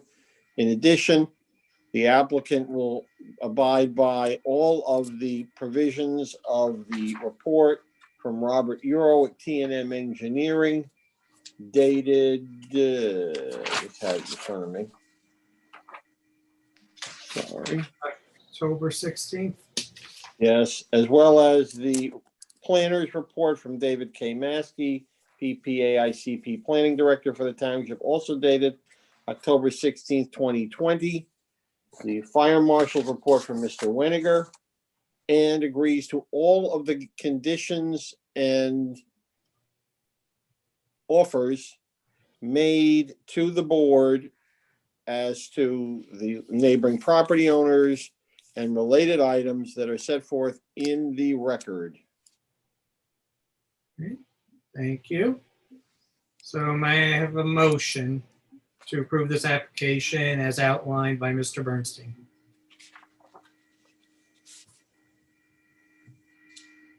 This is Frank Delacroix. I'll move that. Okay. Second. We've got a motion. Lapani, Second. Lapani. Any final comments from the dais? Okay, hearing none, roll call, please. Mr. Peason, Yes. Mr. Ciccarelli, Yes. Mr. Emick, Emick, yes. Committeeman Delcor, Yes. Deputy Mayor Lapani, Yes. Vice Chair Julian, Yes. Chair Sirachi. Yes. All right, Thank you very much. Appreciate it. council, for your edification, since I don't think you've been before this board before, we will generate a resolution in the near future once we receive materials from Mr. Lombardozzi. It will be circulated to Mr. Maskey, assuming he has given it the papal blessing. We will then send it to you for your comments. Assume it will go on the board's agenda when all parties are satisfied with what's in the resolution. So, Yeah, it's been a long time. Last time was KinderCare on 206. I forgot, you're right. It's been a while. It's been a All while. right. Thank you. Thank you very much. Appreciate everyone's time and staying a little later. All right. Mr. Chairman, since we're having such fun, there is a proposed board meeting for next week. There is nothing on the agenda unless Mr. Maskey corrects me. Nothing on the agenda. Therefore, I think if the board would like to cancel next week's meeting, I don't think anyone will Object. object. So is there a motion? Well, Yeah. before we get to, do we actually have a business meeting scheduled on Thanksgiving that we need to formally cancel? Yes, Not, middle of the day, not that I'm aware of, no. Okay, virtual. all right, I'm just making sure. I don't believe it's on the, I don't believe it's on the agenda anyway. I don't think we normally schedule a business meeting in November. No, the next meeting would be December 3rd. Motion to cancel meeting. Of November 12th. Correct. All right, Motion by Mr. Lapani, is there a second? Second, Excellent. So we have a motion and a Delcor. second. No, assuming no comments? Okay, all in favor? Or do we need Aye. a roll call? all in favor. All right, All in favor? Aye. I would last indicate before we wish you all a very safe and happy and healthy Thanksgiving, et cetera, that there are board meetings on the 3rd and on the 17th of December, and I can tell you there are applications. So if we are going to have a quorum issue, Mr. Chairman, we need to know ASAP. Okay. So I'll just remind everyone to reach out to the planning office and Mr. Maskey, if you can get the board just to maybe send out an email tomorrow, asking everyone in advance their availability for those 2 meetings. Will do. So with that, the appropriate motion is a motion for adjournment. So I will entertain a motion for adjournment. So moved. Second. All right, all in favor? Aye. Aye. All right. we are dismissed. Stay safe and healthy, folks. Everybody take care. Adios. Thank you, everyone. All right. See you all next month. Everyone, have a good one. Good night.